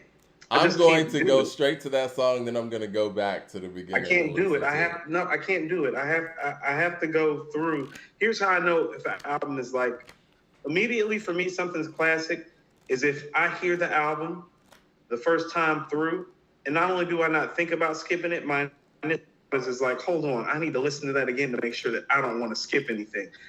That happened with Pray for Paris. Yeah. No, you're right. And I can see how that could convolute your mind when you just kind of skip around. You want to start at the beginning so you can see how everything flows. Like hearing like the auction, and then going to No Vacancy into George Bond. It's like, no, I needed that. I was like, when No Vacancy came on, Mike, it was 12:15, and I was drunk as hell, and I was like, I was like, oh, this shit sounds beautiful. I'm like, this is gonna be rap album of the year. And then George Bondo came on. I was like, this is about to be the motherfucking rap album of the year. George Bondo's like, it's about to be the rap album of the year. I'm like, oh my god, he's making the rap album of the year. I was like, this shit is hard. You know, I listen to Pray for Paris all the time, man. Pray for Paris is beautiful. You know, that's I told you I don't want no Hell Hath No Fury treatment on Pray for Paris. I'm serious about that. We put up a debate on According to Hip Hop where we had 4 albums. We asked people to pick the best album, and we had Damn on there, we had Alfredo on there, KOD, and Daytona. Do you know, I was surprised. So many people were picking Daytona and Alfredo. Damn really didn't dominate like I thought it would. Really? Yeah, well, those are my favorites on there, too. Damn did not dominate like I thought it would. I told you that Daytona and Alfredo are better than Damn to me. Told you that. I think we're going to talk about Kenny. Hold on. We don't talk about Kenny. Kung Fu Kenny spinning back around real quick. Yeah, he is. Truth hurts. Why that is. Truth Hurts with the super chat says rappers didn't battle. Truth Hurts is right. Truth Hurts says rappers didn't battle or speak on M because they didn't want to get blackballed by Jimmy Iovine's machine. That's very. He's the moneymaker. Listen, let's talk business real quick. Eminem is making unspeakable amounts of money for that machine at that point in time. No one's ever sold that many records that he was selling when it came to the Marshall Mathers LP and everybody got a yacht. The Eminem show. Do you really think that? What Method Man say when DMX walked in the building, everybody got a house? Well, when Eminem walked in the building, everybody got a yacht. Do you think they're gonna let some motherfucking rapper come in there and ruin all that? No. No. Now I know we like to think idealistic and be fans of the culture and think that there's going to be a KRS-One walk in the building and ruin somebody's career. You're not going to overthrow that. No.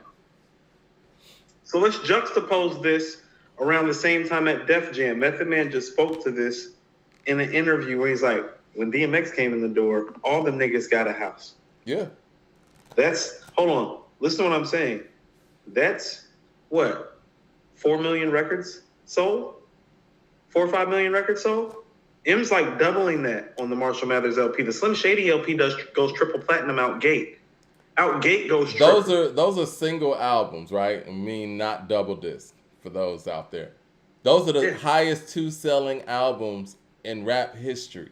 So you listen, that was my company. Well, no, ain't nobody coming through, huh?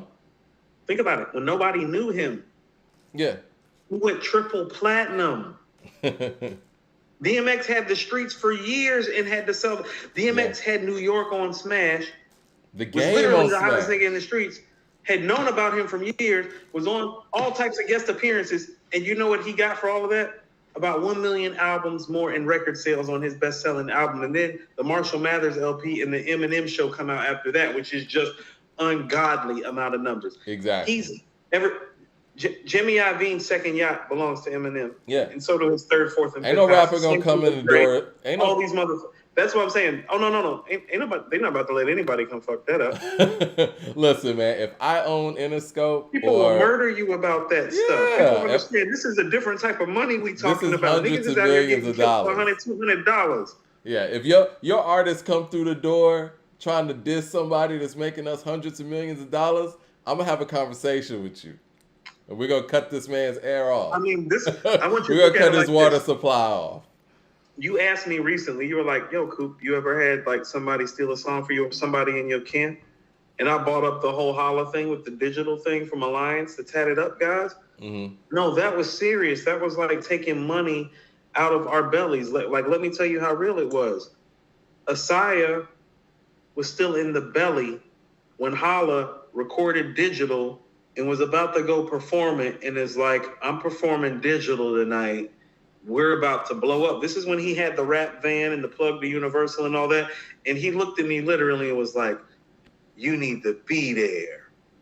And I'm looking at, my girlfriend and my baby mama who's 5 months pregnant. And I'm like, we got to go to the red train tonight. And so she hopped on, you feel what I'm saying? She hopped on the bus pregnant with Asaya and came in the red train for Holla to perform digital. Like, that's why I was ready to spaz on them about that. You feel me? Yeah. It's like you was invested. That was potential money on the line. My right-hand man was like, no, you need to be there. Because he also knew who I was, too. If you didn't tell me to be somewhere, Ghostface killer on your ass. It's like, no, you need to be there, like right here, nigga. Boring King with the super chat says, random question. Have y'all discussed who had the better Killing nigga verse? for shit like that. He said, have y'all discussed who had the better verse on Life's a B? Yes, we have. I think that might have been previous 2 episodes or something. AZ. One of the best verses ever. Brian with the super chat says, oh, go ahead. My bad. It's the closest thing that you're going to have to find to a draw, but off of the stunningness of it. Because here's also the reality of it. If you're playing Illmatic, well, you just got done hearing Nas rap New York State of Mind before Life's a Bitch comes on. Right. So even if you haven't heard Nas before, you're like, I don't know if that verse he kicked on Life's a Bitch is better than that last verse I just heard on the previous song, which is an accurate sentiment possibly as well. And so AZ has what I like to call that flash and that style factor. It's like, who the fuck is that? It's like a comment when he comes in on that verse. Well, see, that's the thing, too. I was going to say, let's just say hypothetically there is a tie. And I don't really believe in ties when it comes to those things. Whoever goes first is probably, if we're talking about 2 verses, whoever goes first is probably going to get the benefit of the doubt. How about this? Here's what I will tell you. Nobody has ever saved face the way Nas saved face on the second verse of Life's a Bitch. Because part of why Life's a Bitch is because AZ blazes it on an all-time legendary level. But Nas upholds the standard. I woke up early on my born day. I'm 20. It's a blessing. A lesson to adolescence keeps my body now refreshing. My physical frame is celebrating because I made it. That's a beautiful start to a verse. Yeah, that's what I'm saying. And so, like, he comes in, and it's like, how about this? People have to realize this. When AZ is doing this verse, and you're hearing it in April, May, spring, summer of 94, this is a verse lyrically that is past anything that you have heard coming out of the East Coast the previous 3 years. You're going to have to go back to Let the Rhythm Hit 'Em to find a better verse. Wow. That's how the verse is.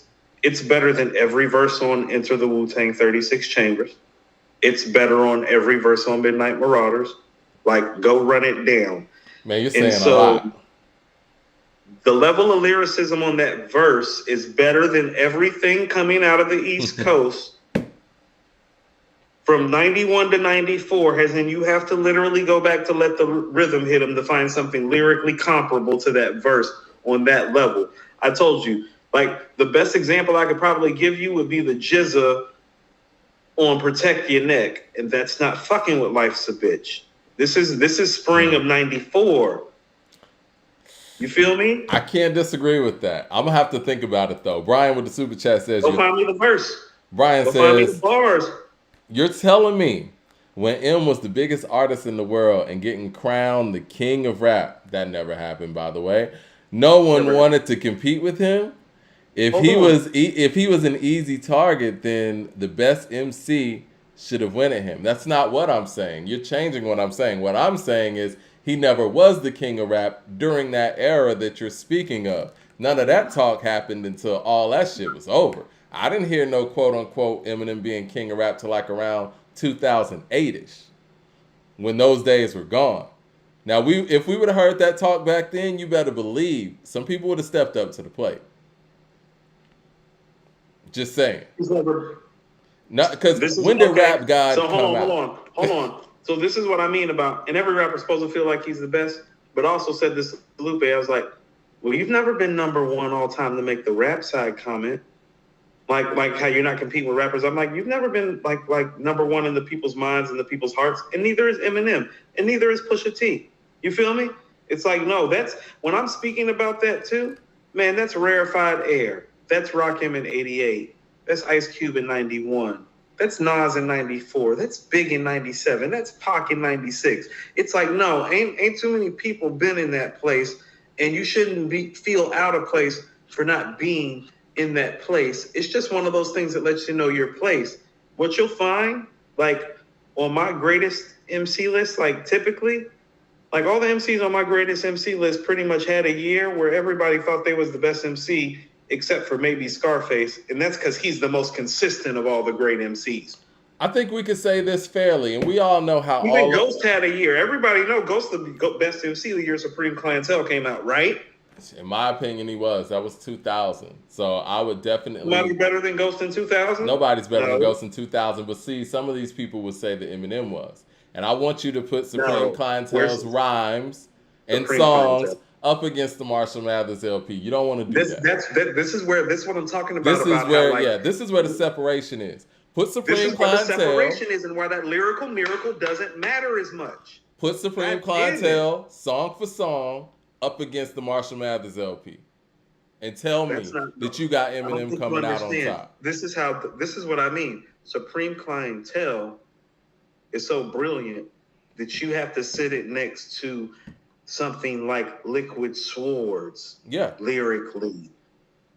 That's what I'm saying. That's how special Supreme everything. That's not. You can't just be an all-time great lyricist and be like, well, this is my best album and put it up against Supreme Clientele. It's like, no. I told you, Liquid Swords is the best MC lyrically that you'll find on an album between 1988 and 1996 that doesn't belong to Nas or Rakim. And Supreme Clientele has Shay Shay Lagos on it too, which got more play than any Eminem record ever has on hip-hop. Spots, radio, whatever you want to say. Blacking out on Supreme Clientele. Jizz is part of the reason Supreme Clientele. So Supreme 2, the verse on Wu Banger 101 is epic. Unknown name with the super chat says, any thoughts on the Irv interview? The Can I Live collabo, etc. I thought it was interesting what he said that. We all knew that. He said that Nas was supposed to be on Can I Live. I don't know if I like, it's funny, man. It's kind of like that whole. He's been saying that he did. When Reasonable Doubt, I forget what year it was, XXL did a Reasonable Doubt anniversary review thing. Yeah. But when they did it is when Irv let it out the bag. He's like, yeah, Nas was supposed to come through the studio and that for Can I Live? And that's when everybody was like. But you know what? It's just like the whole. There it is. There it is right there. It's like beef right there. Because Jay's a street dude and by now Nas is an industry guy. And when you're in the streets the way Jay's in the streets, you do what you say that you're going to do. And so he took Nas not coming as a slight. That's the first thing I thought when he said that. It's like, because he's talking about how Jay is moving weight and like all that shit. It's like, yeah, that's fine. Let's get into the mentality of a street dude. When you're moving like that, you need everybody to do what the fuck they say that they're going to do. You feel me? Yeah, and it's like, if you ain't show up. It's like, oh, he ain't show up. I can't trust that guy. That guy's shaky. This is true. The streets work. But I think, if we keep it all the way real, I'm glad that it worked out the way it worked out. The best verse is the second verse. Yeah. So it's kind of like the Prince not being on Michael Jackson's bad. I mean, I think I'm glad that it happened the way it happened. KD with the super chat says, let's go, fam. DRILLMATIC in 2 days. Y'all excited? I am ecstatic. I'm going straight to the Black Slim Shady LP, and then I'm going to go back to the intro. I'm sorry. I can't help it, Coop. I can't start at the beginning. What track is it? 23? I'm not going to be able to really listen to these records with a clear head if I don't hear this record first. I'm sorry. Antonio with the super chat says, I agree with Coop. I can't listen to an album out of order. I have to be able to press play and walk away, and if I have to skip, I don't revisit often. Andre Shashir says, thoughts on Rap Roundtable saying that Jay is the GOAT. We're going to get to that. We are about to get... You want to make that the segue? Are we done with this topic? Hold on. But I mean, I'm not saying AZ didn't have the better verse, but it's like, you understand. How about this? One could have got Rhyme of the Month. One could have got Rhyme of the Year. Time is illmatic. Keep static like wool fabric. Pack a 4-matic to crack your whole cabbage. People's vernacular wasn't even like that when he said that. You understand that he's using words that other rappers aren't even using. It's true. Like both of them. Like that's what I mean. In 94, like the wordplay alone, the verbiage, the vernacular that is being expressed on this song. Like you understand, nobody on the East Coast are using these words that these two guys are using on these songs. Do you understand that? That includes Wu-Tang Clan, who just released Enter the 36 Chambers about 6 months before, including them. No, you're right. They're not rapping like even when you this. listen to Wu-Tang Forever, even though I feel like the songs on 36 are better, They are. the rapping on Wu-Tang Forever is just such next level from where they But were on this the is previous one, and that's not a slight to the debut album. It's just how this is incredible why. they were as Hold on, hold on. lyricists. This is why the lyrical miracle doesn't matter as much. You know what Raekwon verse I really remember on Into the Wu-Tang? It's What's chess that? boxing. It's his energy. Rough like Timberland wear. Yeah. Me and the clan and yo, the Land Cruisers out there. Peace to all the crooks. All the niggas with bad looks. Like, it wasn't what he was expressing. It was also how he was expressing it. Lyrically, where he went on the Purple Tape, he's 20 times the MC on Incarcerated Scarfaces, Mike. No, for 20 real. times. For real. 20 times. Flow, delivery, voice, inflection. Bananas. But the Man. feel of chess boxing. My people's where you with me, where you at? In the front, in the back. Killer bees on attack. You hear Dirty in the background. Oh. Classic. I'm over here Classic. trying to You can't silence my repeat that. Mac, man. My Mac keeps, because I blocked, all right, not blocked, but I turned my phone off, but now my messages keep going to my Mac, and you know how Mac has everything lined up with Apple and all that, so I'm trying to silence my Mac's messages, but I'm just going to have to do that before the show, my bad. Mike 100 with the super chat says, yo, should the GOAT debate be judged by prime impact, highest of the highest, or quality of material? I go from end Both. to end, man. It's a little bit of both. You're right. Both. But you know what? I'm going to be real. I think that the longevity game for me stands a little bit more. Because once again, talk about Tom Brady. What Tom Brady's doing right now, it's irrefutable at this point. Nas and Tom What Brady Nas is doing right now? Nobody's done this. So hold on. Yeah, So what we've Nas had is to doing be- right now is irrefutable. We have to. I told you when we had the KD1 conversation. It's like I told you. I said, "Well, this changes everything." It does. I told you when he dropped KD1. I said, "Nobody's made an album this dope, this late. This changes things." That's like when Tom Brady won that MVP in that Super Bowl at 38, 39. It's like, hold on, no. You can be good. You can't be MVP and Super Bowl champ at that age. Yeah. It's like, well, yes, you can. It's like, well, damn. And this is what I'm saying is like KD1 for me was like, hold on. That's like, how about this? That's like a player that their first 7, 8, 9 seasons always made first team NBA. And then for about 2 or 3 years, they don't make the NBA team at all. And then for another 2, 3 years, they make the second team and the third team. And then they pop the fuck back up after 3 years and make the first team. That never happens. Mm-mm. After you usually have your first team run, you can go in basketball history. LeBron and Durant are the only people to traditionally just always make the first and the second team. Just if you just want to talk like history wise, like Magic and Mike are kind of like that too. It's just like KD and LeBron have at this point played a little longer. It's like, yeah, that's not normal. That doesn't happen. You don't go from being the first team for 7, 8, 9 years and then to a second, third team guy and then pop back up on the first team. It's like, hold on. It's like, I think he just popped back up on the first team. Nas is lapping the career after that, greats. he won the MVP award. You Yeah. don't do that this late in your career. You don't turn back up on the first team and then go win the MVP award after you make first team. Nas is lapping some of the greats. And it's crazy. People that started after him that we consider all-time greats. He's lapping them. It's insane. Jay Short of the Super Chat says, it looks like the industry is done with him. If you two were his manager, what would you advise him to do musically? Who should he call or retire? I think he did exactly what I would have done. He just put out another greatest hits. Can I be honest with you? He's literally large enough to just go tour his songs from now till eternity, just off perception rep in these songs and how they've been built out for pop culture and stadium flow. And so my question to you is it how much of this is money driven by the industry and ego driven by him? How would you percentage wise lay that? Because I would say 65 to 70% industry and 25 to 30% his ego, because he could hang it up right now and just go tour and do like, you know, hip hop Rolling Stones type tour numbers, which is where you make most of your money now anyway. Well, all jokes aside, I think that, I guess what I would do, I think there's been a lot of missteps along the way, right? I think a lot of the stuff that would fix his current issue is retroactive. I think that in his prime, the stuff that we remember the most, or the stuff that was at the height of his career, didn't have a lot of weight and didn't have a lot of meat to it, and it was just some music for the time. That's why it didn't age well. And I think that during that time period, I would have had him working with more of the people that kind of got him the buzz originally, getting on the stuff like the Sway and Tex of that era, getting, you know what I'm saying, on, even though Raucus was kind of, you know, fizzling out, but working with some of those people, jumping in there with Doom, people like that, you know what I'm saying? Like, do a little bit of balancing acts like that.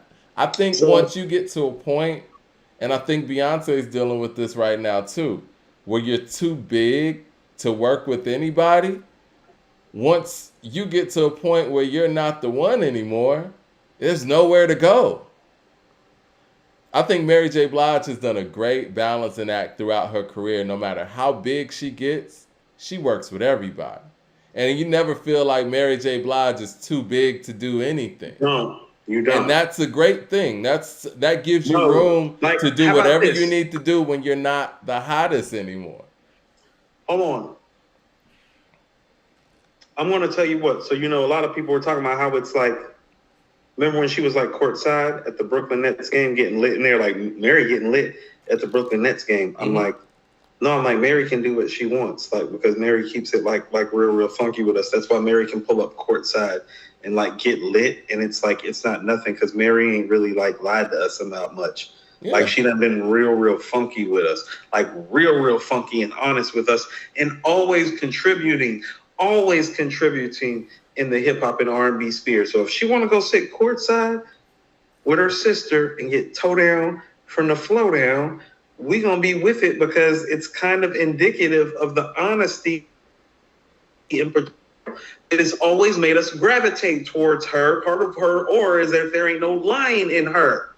You know, you remember when she did that Burger King commercial with the chicken sandwich or whatever, and you know, it got a lot of drawback because it, you know, people were labeling it some buffoonery. What she did after that, she went straight to Angie, talked about it, laughed about it, explained it, and now it's gone. See, she's not perfect. It's a lot when you're actually not too big to go talk to people. And I think a lot of artists are seeing this now. Where we see now when people get big. She's just real. That's what I'm saying. You should never feel like you're too big. We got artists at this point, and I ain't trying to single anybody out, but we know the big artists who don't do interviews, who don't talk to anybody, who put out all this thought-provoking stuff that's just left for interpretation, and don't sit down with anybody to talk anything about it. Even this week, we seen Kendrick out there in Harlem. That's why this is circulating so much, because we're finally seeing Kendrick in a regular setting, you know what I'm saying, chilling with some real dudes in Harlem. People like to see that. Nas the GOAT with the super chat says, Coop, Lupe was on top in 2006. Am I wrong? I feel like 2006 belonged to T.I., but Lupe was, he was up. Hold on. I mean, can we segue into my, Let me get to these super chats. What are we going to segue into? I just wanted to talk about the Cool. Okay. Yeah, we could do that. Nas that's the time he's referencing. Isn't that the Cool? Isn't that when the Cool came out? Cool came out November 2006, right? Well, Nas the GOAT says, my bad. I meant 07, 08 after the Cool drop. Okay. That's a better segue. Go ahead. Hold on. Talk about the Cool. Right, because Asai is born when the Cool comes out. Because Asai is born in 2007. Oh, you know, just real quick, just, you know, Toni Morrison and my mother share the same birthday, February 18th. Oh, okay. Yeah. And Asai is born the day after February 19th. My mom and my daughter are born a day apart. Oh, that's awesome. Yeah, it is. They kind of like, that's why they're so close. Like, my daughter, when I was putting my hand up, my daughter just went to go kick it, like, with my mom. Like, she just came and, like, picked her up. They were born like a day apart. They're like, it's funny. It's different. She kind of looks more like my mom. They're kind of, I don't know. Okay, so the Cool. What were you gonna say about the Cool? You know, for all of this has been going on with Lupe, you know, I'm an art of war guy. Like on some Sun Tzu, like study your opponent. You know your opponent. Like breathe like everything in. And so I've been listening to his music all weekend. And one of the biggest attractions that I get is that, you know, his fan base pulls up on me and they're like, well, we know that you don't know Lupe like that because you say that he only has one classic, which is the Cool. And I don't know how like his fan base like coins or phrase, like I don't know what their term for like classic is. But after going back and listening once again, I stand on my sentiments that the Cool is his only classic. And part of the reason why I am so hard on him is because once again, I got reminded of how beautiful and masterful this record is. So can we talk about it for a minute? Go ahead. And actually say something positive. We know he's not going to tweet me about this positive shit I'm about to say. That's already been proven. But if I were to do a top 20 like Lupe songs, like for a verses per se, about 10 of the songs are coming right here off this album, and that's what I mean. That's my whole point when I'm being hard on him, and I'm like, well, this other stuff isn't classic because it's like, well, you got this like 17, 18 track album. Mike, there's like 11 or 12 classic songs on here. He doesn't have another album like that. And I'm not disrespecting his catalog when I say that. Well, Food and Liquor is another one that comes up where people talk about the classic material of Lupe. Which one? Food and Liquor. Okay, so two things with Food and Liquor. One, I don't think he's totally found himself as an artist and MC, and I don't love the production. I'm going to get into the production side of his material. I was actually about to say one of the main reasons that I hold the Cool so high, and it took me listening to it again from beginning and to realize it, well, the beat selection, variety, and hip-hop beat choices are just more supreme than all his other efforts, including Food and Liquor. I'm actually in the process of listening to Food and Liquor again right now. I wanted to listen to some newer stuff today because I was on the Cool and Lasers and like, you know what I'm saying? I was listening to Drill Music and Zion all day today. I listened to Drill Music and Zion this morning. Yeah. And then I sent my tweets out to him after I listened to Drill Music and Zion. And then I've been with the Test 2 and Youth. And then I've been, the Cool was yesterday. And then I was like, let me get some Food and Liquor in today. And so currently, like about halfway through Food and Liquor, I don't love the production. And I will say that most of my issues that I have with his music,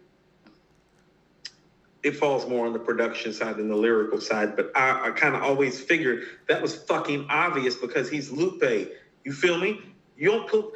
Have I ever pulled up here questioning his rhyme capability or his rhyme scheme? Never. You can never do that. Because I want to say this in all seriousness, and I don't want there to be any hyperbole attached. The way his fans just got at me, not him, the way his fans just got at me, they got at me like I don't respect his lyricism and haven't always held him in the highest like lyrical esteem. I don't remember one time pulling up here. Like the worst I have said about him as a lyricist is that lyrically, he does not formulate and put together classic songs that are digestible the way Nas and Rakim do. If that's the worst thing that I got to say about you as a lyricist, then that means you're probably going to end up being the third greatest lyricist of all time.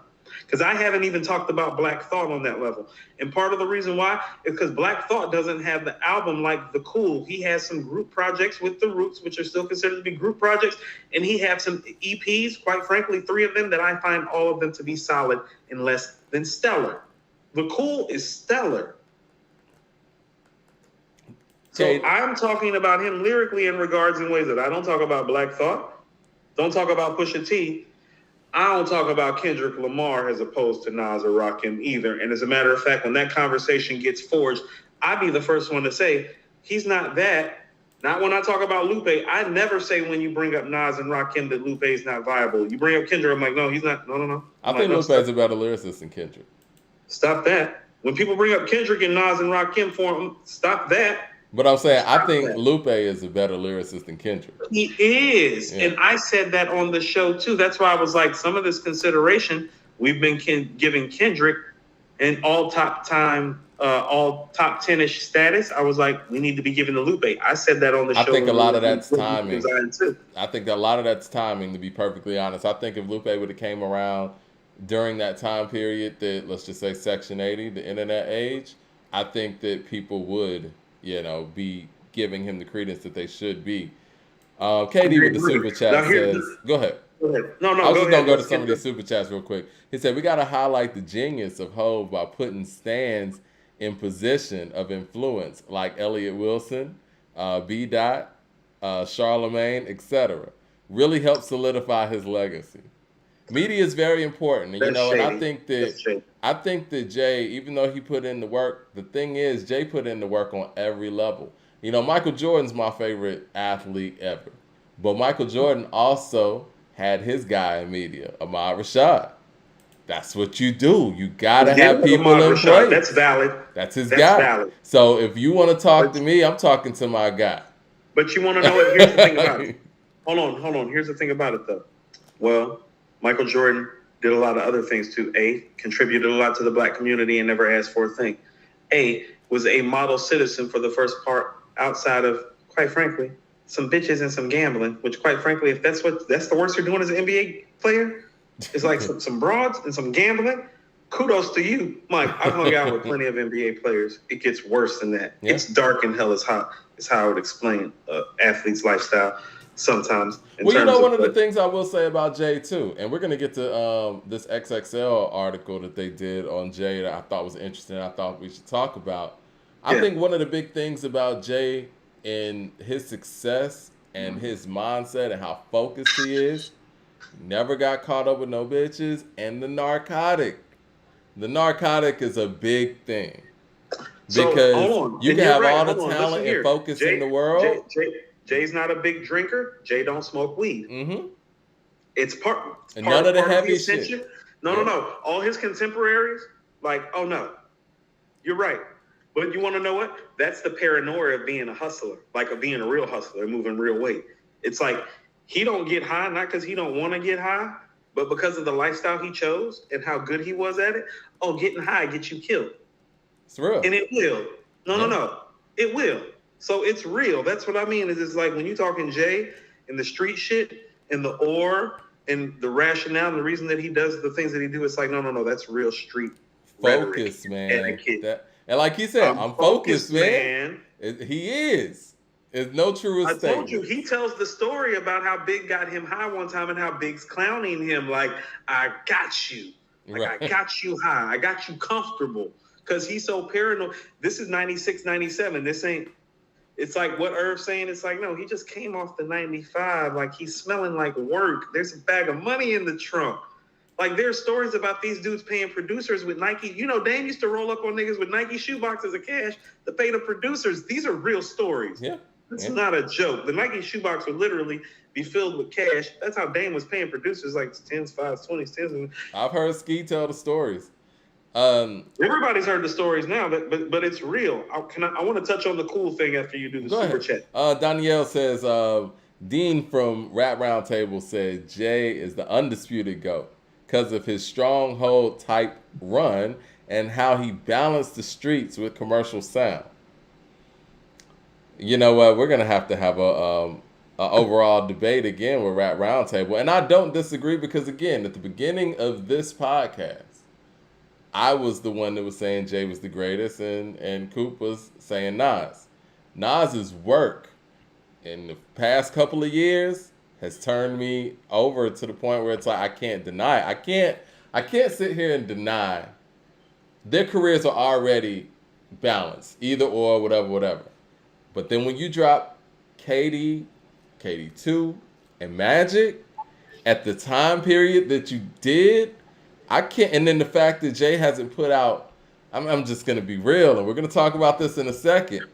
He hasn't really put out anything that I could say is Jay-Z level, a GOAT level that we know him to be since 2009.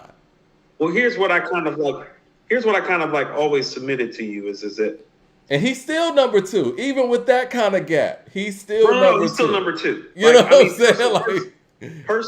Personally, not my number two, but it's like all things being objective. All things being considered, yeah. Yeah, all things being considered, still number two. But here's what I'll submit to you. I always had this conversation based on what Yaya told me, which was like, well, Nas is Barry Sanders and Jay is Emmitt Smith. So like, accolades, awards, 5 yards every single carry. But what I always told you, it's like, well, if you watched Emmitt Smith run and you watch Barry Sanders run, this wasn't a conversation. And that's how it's always been. That's why I've always brought up stuff. It's like, well, yeah, is Jay all-time great? Is he top block? Like, it's not a question of that. It's like, but can he make I Gave You Power? Or like Take It in Blood? Or Rewind? Or like The Setup? Or like, it's like, no, I don't think he can do that. And so I was always choosing Nas off of style points, as in I always considered Nas's best to be better than Jay's best. And I think that's always been true. No, listen to what I'm saying. I was going to give you my side of it too. No, I just want to finish. Jay has always proven himself to be the more well-rounded MC. Yeah. And for the most part, the better album maker. Well, that's all changed in the last 5 years. It has. Yes. I see again. I was giving Jay the points on the versatility, on the work, and and now we're seeing too, and I gotta be real with myself. The era where we act like Nas wasn't working at the pace of Jay, it's kind of cloudy now because that stuff he was making, it just didn't come out. Everything that Jay had came out. Jay doesn't have lost tapes. Well, you want to know what I mean? And so I gotta just keep it all the way real. And the stuff that we're seeing now is really Nas's regular work ethic. He just has the ability to put stuff out now in ways that was being suppressed before. So let's go. And Jay always could put stuff out. So let's go to where Jay really pimped the game. Jay really pimped the game because he didn't really have to wait for the label to put shit out. He just had to bring the label his product. Yeah. Nas had to jump through hoops. Like Noriega, Noriega did like 5 tracks with Nas for his first album, and Columbia would only like allow Nas to do like 3, and then only one made the album, which is Body in the Trunk. So that's the shit Nas was up against. Think about it. There's like, I'm pretty certain the other tracks are like Blood Money 2 and Blood Money 3, like shit that we've like heard. But it's like Nas dealt with those things that Jay didn't deal with in terms of just like being able to pull up and drop the material. He's making up a lost time right now. Well, if you pull your CDs out and go song for song and actually go look at all the material that's recorded from Illmatic, and it was written in the I Am sessions, and then the second I Am sessions, and then Nostradamus and Godson and Stillmatic and all the guest verses and the AZ stuff and the Firm stuff. It's like, no, he actually worked just as much as Jay, if not more. Right. I think Jay's highlights were more flashy at that period. It was never a work ethic thing. Now, here's what I will tell you. Jay was producing at a more efficient rate, some would say. And that's fine. But producing at a more efficient rate, just like Emmett for years would produce at a more efficient rate than Barry Sanders, doesn't necessarily mean that you're better. Barry Sanders played 10 years. He made all pro every single year he played, which means he was either on the first or second team every year of his career. And that's what I'm saying about Nas is like, no, but that guy, if he's not like first team, he's like second team, he's like third team. He's had like a 30-year career. There's only been a few years he hadn't made the team. No, you're right. I think that the other thing is production, right? I think that Jay's production was better at the height. And I think that's exactly why Nas gets pegged as a bad beat picker, just because of how well produced a lot of Jay-Z's work has been over the years. Mad Max of the Super Chat says, longevity in terms of how long your records lasted from your prime matters, not making music at 50, LOL. If so, Biggie shouldn't be in your top 15. That's a fair point. Stop that. Take that. Man Nan with the Super Chat says, Nas' recent 3 albums run over M's first 3 lyrically. Wow. Don't get me started. Y'all gonna say I'm hating. Andre Shashir says one reason they said was because Jay had the toughest competition during his run. That's mostly due to Nas. Because Pac and Big are gone during his run. Nas had a tougher run. No, Nas dealt with Pac and Big while they were outside. Yeah, while they were making some of their best material. No, while they made their best stuff outside. And he dealt with Wu-Tang Clan. Yeah, I don't agree with that. Yeah. Wu-Tang Clan. Yeah. Toughest degree of difficulty for a solo MC is Nas because he is literally coming off the heels of Snoop making Doggy Style. Doggy Style, Enter the Wu-Tang, and Midnight Marauders are dropping late 93. He's coming with Illmatic April 94. Ready to Die and Southern Playalistic are coming out right after. Like, no. I hate to say this, Coop, because I know a lot of people in their primitive years are probably going to disagree. But I think 2002 and 2003 collectively were some of the weaker years in hip-hop. I collectively. Agree. 2001 as well. That's why we highlight like the brilliant moments. Like Supreme Clientele is like a shining star of like that moment. Well, that's 2000. 2000 was kind of like that last year where we did still have some gritty shit. But once the 106 and Park era kind of came around, that's why when people talk about Rhapsody in the Basement, and I was more of a fan of Joe Clair's Rhapsody and Big Les's Rhapsody because of the music that was on it. As opposed to, because it's like, okay, do I want Don Carter Gina Fat Joe or do I want Get It Poppin' Fat Joe? It's not even a question for me. No, that's when I wanted both. That's what I'm saying. Why can't you have both? No, but I'm just saying that's what that era sounded like.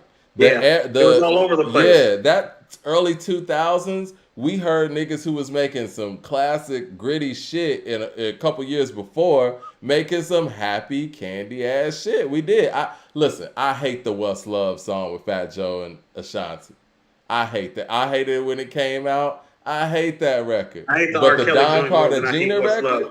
What's the R. Kelly joint? The R. Kelly joint's worse, where he's jumping in the pool. We club and balling on the. Yeah, that's worse. What's Love is dope. I actually like that record more than the Ashanti record.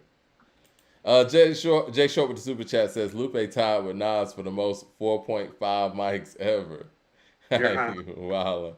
Hold on. Reggie with the super chat says all of the Jay-Z albums had a formula. Same producer, same content, except for the American Gangster and 444. And that's why I put Nas over him. Facts.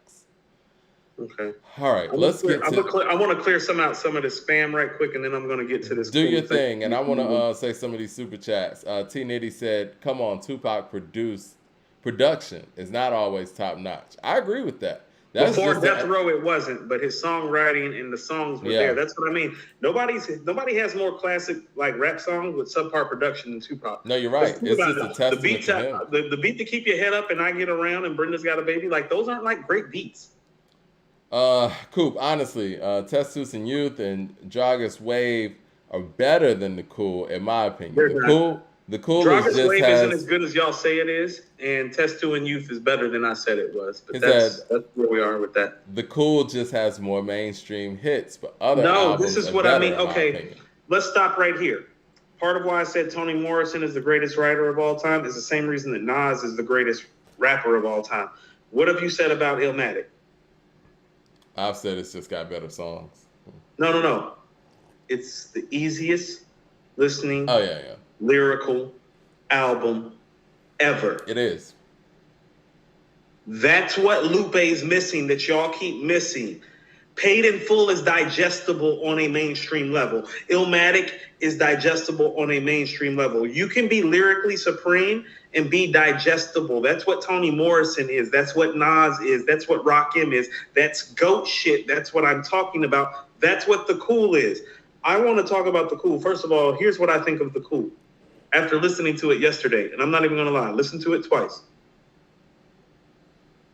I think it's better than everything that the Roots made except for Philadelphia Half-Life and Things Fall Apart. And you know how I feel about Thought and the Roots. I think it's also better than anything A Tribe Called Quest ever made outside of the Low End Theory and Midnight Marauders. On a personal level, I don't think it's 3 Feet High and Rising. But if you told me that it was comparable to De La Soul is Dead or Stakes is High, I would not quibble with you. I love De La Soul is Dead. I was listening to that today. I don't think it's Personal better than De favorite. La Soul is Dead. I just said I would not quibble with you. I don't think it's better than Stakes is High either. I'm saying it's close enough that if you want to say it's better, not going to quibble with you. So I don't know how to give the vein of music that The Cool is stylistically any higher praise than that. Those are all classics that you mentioned. It would belong in a high place in the canon of a Roots catalog, a Tribe catalog, and a De La catalog. And although he is like a kind of a Nas head like I am, that is the vein his music is more related to and compared to, correct? And so if we're comparing it in that vein, it is a work comparable to some of their highest and most esteemed stuff. Do I think it's the low end theory? Well, fuck no. I don't think most of Wu-Tang stuff is the low end theory. I have the low end theory ahead of Supreme Clientele and Liquid Swords. The low end theory is very high. Low end theory is very high. That's a high, so it's hard to pass that. I want to say that again. I'm more of a Wu-Tang fan than a Tribe fan. I have the low end theory higher than Supreme Clientele and Liquid Swords. You understand? So when I'm telling you that the Cool's not better than the low end theory, well, Supreme Clientele and Liquid Swords aren't better than the low end theory, and I'm big fans of those guys. Okay? It's About Time says, Rap Roundtable said, what's up with another versus? We down. I thought the next one we were going to do was going to be like features or something. We'll work it out. It's About Damn Time also said, I love y'all brothers. Y'all helped me through a lot of mental struggles. So thank you. Love you dudes. Peace and love. Peace and love to you too. We appreciate that, man. Y'all helped me too. So, that's a two-way street. 9+ says, Jay-Z fans can become Nas fans, but not vice versa. Why not? Okay, I want to get to this article, man. If you don't hold on. I'm almost finished. I just want to make this point because I want because we have a lot of, it's kind of funny. We have a lot of Nas fans, so thereby we have a lot of Lupe fans because there is like a genealogy to it too. And Lupe even shot the clip at me, and I was like, who's been talking about you the way that we talk about you? He brought up the Drink Tramp episode where Nori's like, so who reminds you most of you? And he's like, well, Lupe. And I'm like, well, fam, that's a 14-second clip, and we gave you a 3-hour show, so you're making my point for me. But there is a genealogy to it, and the point that he was making with that, and this is what I mean. The genealogy of that is making great lyrical songs that are actually digestible so you can be held in this regard, and that's what the cool is. I want you to tell me where you hear the weak song, because I don't hear much. Go Gadget Flow. Yeah. The Coolest. Superstar. That was a hit. Paris Tokyo. Paris Tokyo was dope. High Definition. Gold Watch. Gold Watch, other than The Coolest, might be the best song up until this point. This is all classic shit. I thought the album got even better as it went on. We're not done yet. This is why I keep saying The Coolest is classic and clearly more supreme than all his other works. I'm not saying that in a disrespectful way. I'm saying that to highlight how great The Cool is. We're at Gold Watch at number 8. Now, go. Now, the first 2 songs are not songs. One's a poem and one's an intro. So we're 5 songs in. Aren't these all classics? Yeah, these are dope-ass records. Hip-Hop Saved My Life. Yep. I believe we just have another classic. Great so record. He's 6 for 6. He's 6 for 6 on The Cool starting off. Intruder Alert. 7 for 7. Mike, Streets on Fire might be the best song on this album. I love that was Streets the on one Fire. when I first heard the album, that was the one I gravitated to. I gravitated towards Dumb It Down, but Streets on Fire and The Coolest were the next ones. I'm not even going to lie, I played Streets on Fire last night probably about 5 times, back to back to back. Like, it's like that, okay? Is he missing? Hold on. So from 3 to 11, we're 8 straight songs. All these songs are 5s, Mike. Okay? Little Weapon is probably the first drop-off. Like this song's not flawless, but this is still a dope record. Right. Gotta Eat, Love Gotta Eat. Love Gotta Eat. Mike, Dumb It Down, the magnum opus on this record. We even got magnum opus on this album, Dumb It Down. We got a subscriber with the name. Make a song for the bitches, nigga. Dumb It Down. And you want to know it? Here's what I'll tell you about this. And I said this online. This is the first record that I heard an MC do that I didn't think Nas could do. And I also felt that like lyrically, the format and the inspiration of it came from Rakim's No Omega. But I'm earless, which means I'm peerless, which means that's the whole No Omega shit broken down again, just modified. I'm like, oh, he's up in the ante. 10 out of 5, I get a record of 10. Out of 5, I get a record of 10. Okay? Hello, goodbye. I never heard a rap record like that. Like, how about this? I wish when I heard this record, I was like, that's what he wanted Food and Liquor to sound like. But it didn't. Right. That's what he wanted Food and Liquor to sound like. He made sure it sounded like it this time around. Which is why I don't care for Food and Liquor like that. When I hear how great Hello, Goodbye is, I'm like, well, that's what Food and Liquor was supposed to sound like. That's why I don't hold Food and Liquor as high. That's why it's like a 3.5 to a 4 to me. 4 on a good day, 3.5 on a bad day. A lot of that production choices. The beats that I'm all naming are dope on this project. Mm-hmm. The Die and Put You on the Game. Oh, Put You on the Game was hard too. Put You on the Game? Yeah. Right, Mike. Right. Fighters? Oh. Yeah. So when I'm telling you that The Cool is his only classic, go pull up the other album where he has it like this. He doesn't. He doesn't have like 14 fucking bangers on another album. I don't know what y'all are talking about.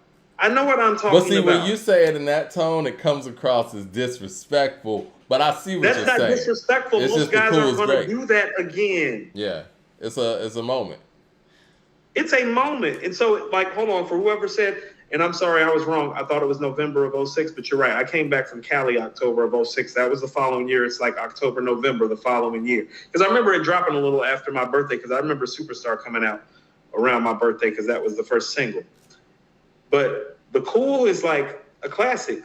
And that's what I mean about, well, you can go to the track listing. Classic, classic, classic, classic, classic, classic, classic, classic. Go show me the other Lupe album where it's like that, and I'm going to come off of this stance, because when I've been going through the other stuff, like going through Food and Liquor today, I'm like, no, it's not like The Cool. I just went through Lasers.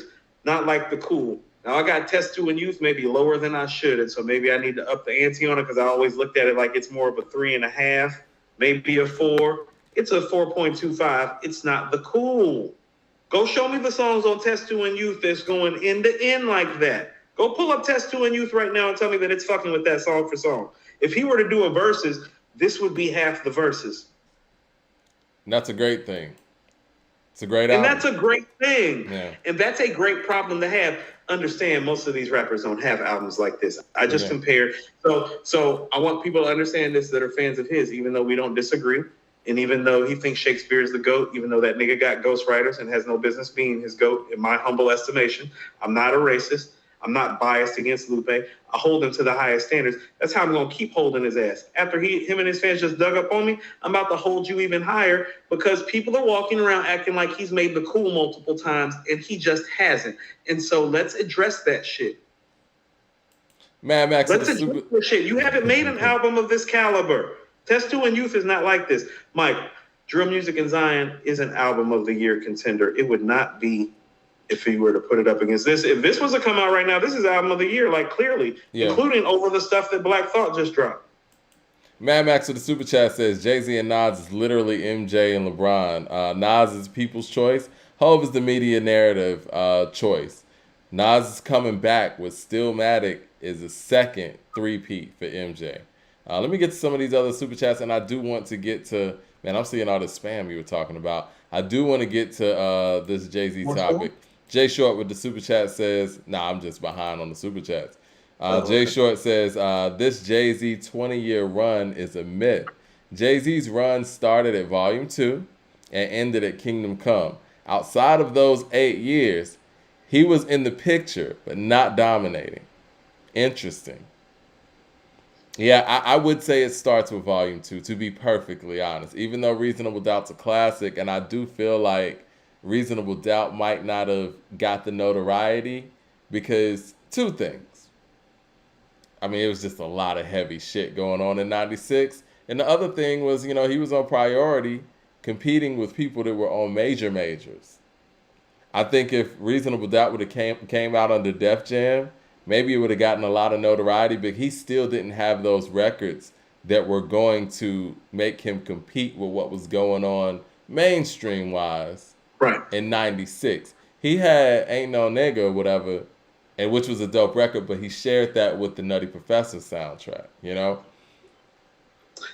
And I think even with that, as much as I love Can't Knock the Hustle, I think it's an incredible record. One of my personal favorites. And Dead Presidents is my favorite Jay-Z record, but it wasn't going to be that record to put you over what Pac was doing in 96, what Nas was doing in 96. You know what I mean? There was something about what Jay-Z did on Reasonable Doubt, too, that was kind of the end of the hip-hop era in a sense that, I agree. like, records like Dead Presidents and Politics as Usual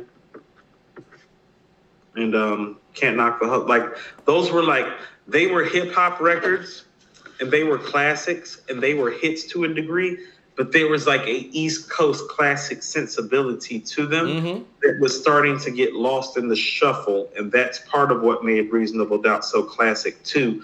Well, in 1996, top-notch lyricists in New York aren't making records like Dead Presidents that sound gritty like that sound grimy like that. It's getting glossed up a lot around the time 96 is coming out. It's really a polished sound. You hear the polished sound down here with AT-Aliens. You hear it with the score. Yeah, you hear it when it was written. You hear it on Muddy Waters. You hear it on Iron Man. Yeah. Reasonable Doubt's gritty.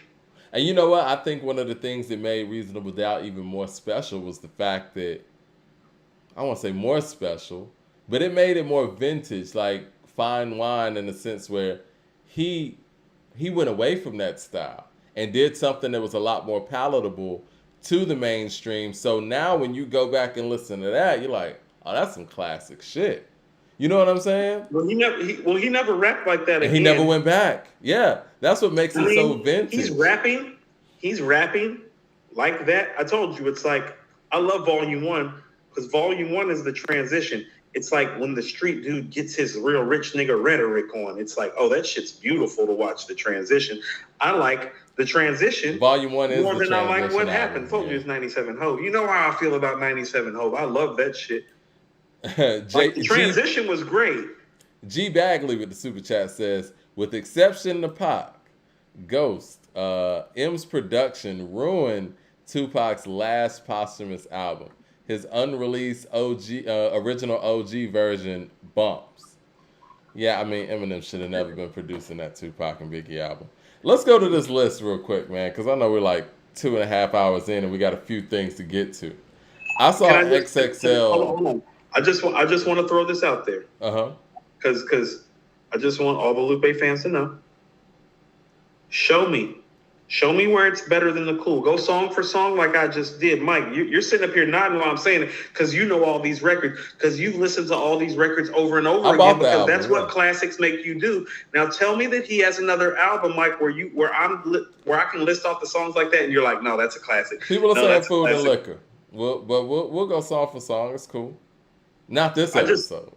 No, not this episode. I just want people to stop making it seem like when I'm saying the coolest is only classic and the rest of the stuff is just cool sometimes, I'm being disrespectful. This is a succinctly better project than his other stuff, including Food and Liquor. I'm going to tell you what, the last thing that I listened to is like, what was it? Theme Music to Die To?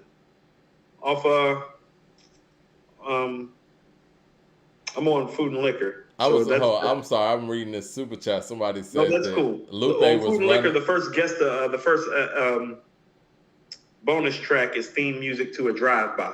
I was just listening to Theme Music to a Drive-By. It's like, yeah, that's not going to play in the verses.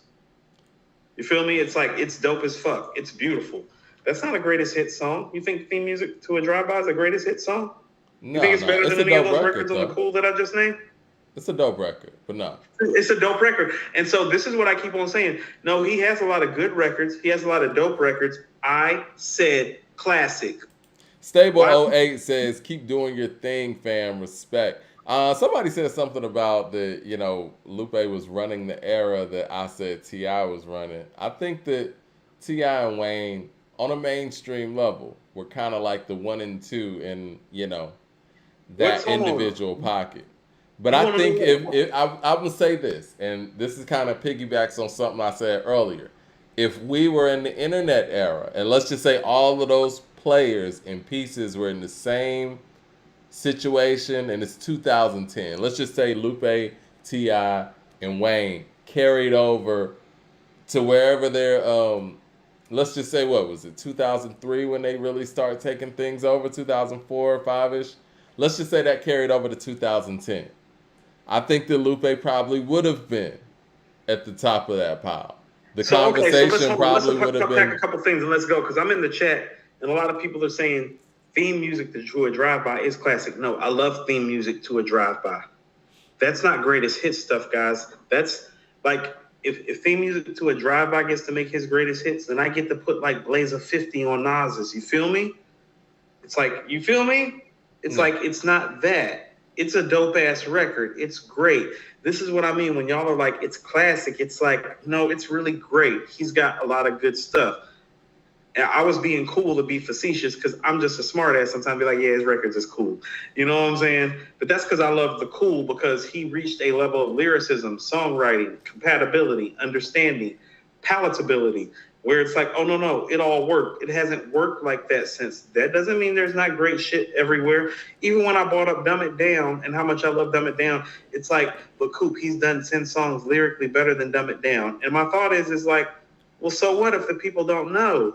All right, we'll do a poll with the people and do the cool versus food and liquor. But we got to move on. Yeah, let's move on. LP with the super chat says, "Stop it, Mike. I love Taking in Blood. Taking in Blood ain't about the beat made you look in no fucking battle." No. LP with the super chat says, "Stop it. Lupe didn't run anything hyperbole on 20." Okay. Actually, I want to go through that right quick because we're not going to get off this topic. Go ahead. Well, no, listen. If The Cool came out in 2007, what album was better than The Cool in 2007? To be fair to his fans that are saying that, because they feel like he's not being given his respect. And so, what album is better than The Cool in 2007? In graduation 2007? Isn't I mean, I think The Cool's better than Graduation if you're going to ask me. Do you think it's better than Below the Heavens? Blue in Exile? Because I don't know. Actually, you want to know what? That's a good one. Personally, yes, I do. I think so if American Graduation Gangster and Above the Heavens American Gangster came out 07 as well. I'm actually going to pick The Cool over Graduation and Above the Heavens, yeah. So what we'll do is we'll put a poll out there with all those albums, and I think that'll be an interesting one. Nas the GOAT with the super chat says, "Coop, I'm a diehard Lupe fan, and just because you always mention The Cool doesn't mean that you're right. The Cool is amazing, but T&Y and DW line are the better." Album up with the songs I just named. The real Lupe fans. I'm tired of all the talking about Lupe and these other classics. Go pull up the songs. I can go read off the track listing to The Cool, and it's like, oh yeah, no skips. Go show me the other project like that. You're falling into the trap, man. We got to move on. Right. Got to move on. So XXL did this article about Jay-Z's best guest verses since 444. 444 was what, 2017? 17, I think? Yeah. Anyway, here's the list. And you know what? It's 17 songs that I guess Jay-Z featured on, right? Best verses since. They didn't include the Carters, I guess, because it was like a group album. I don't know.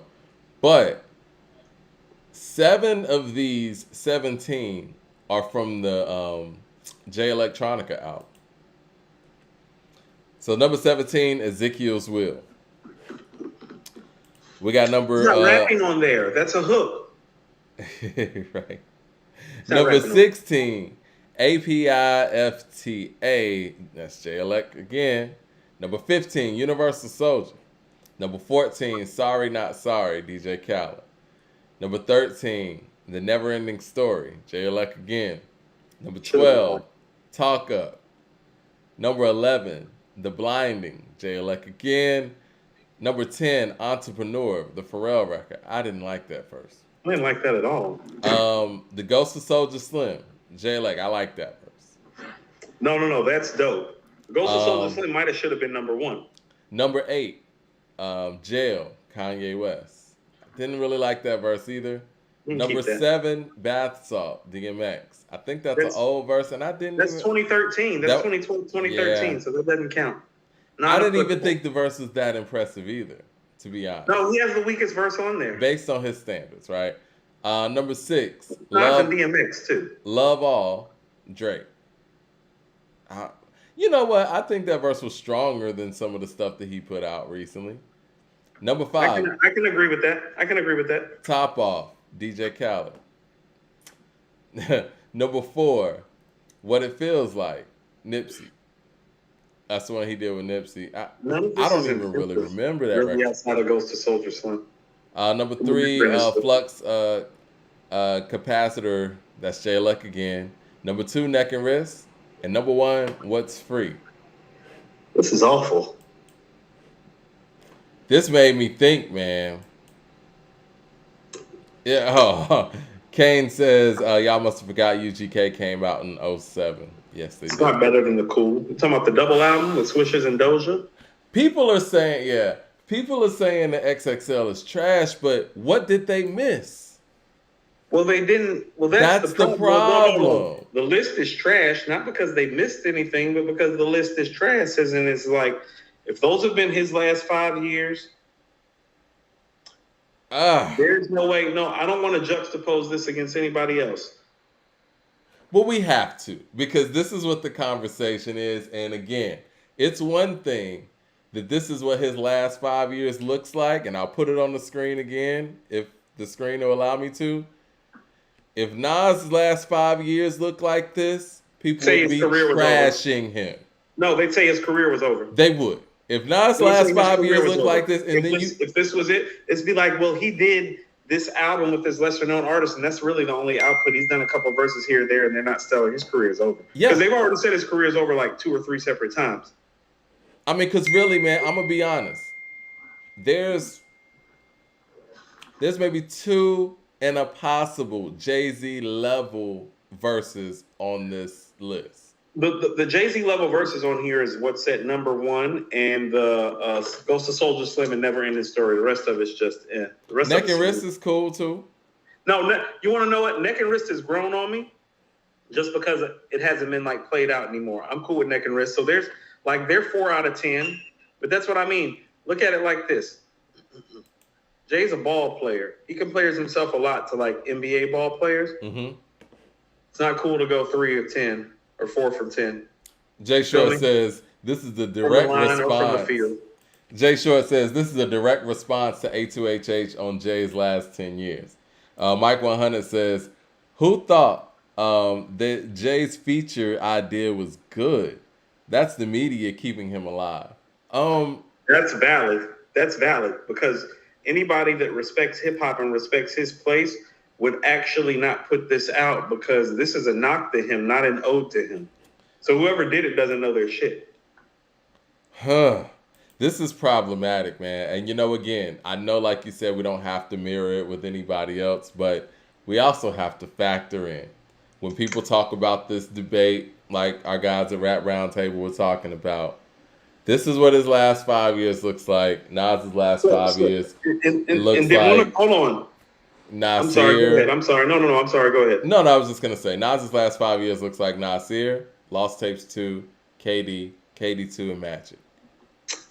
I'm sorry. And I love Jay. I love Jay. I'm a huge Jay-Z fan, and I came to this podcast saying that he was number 1.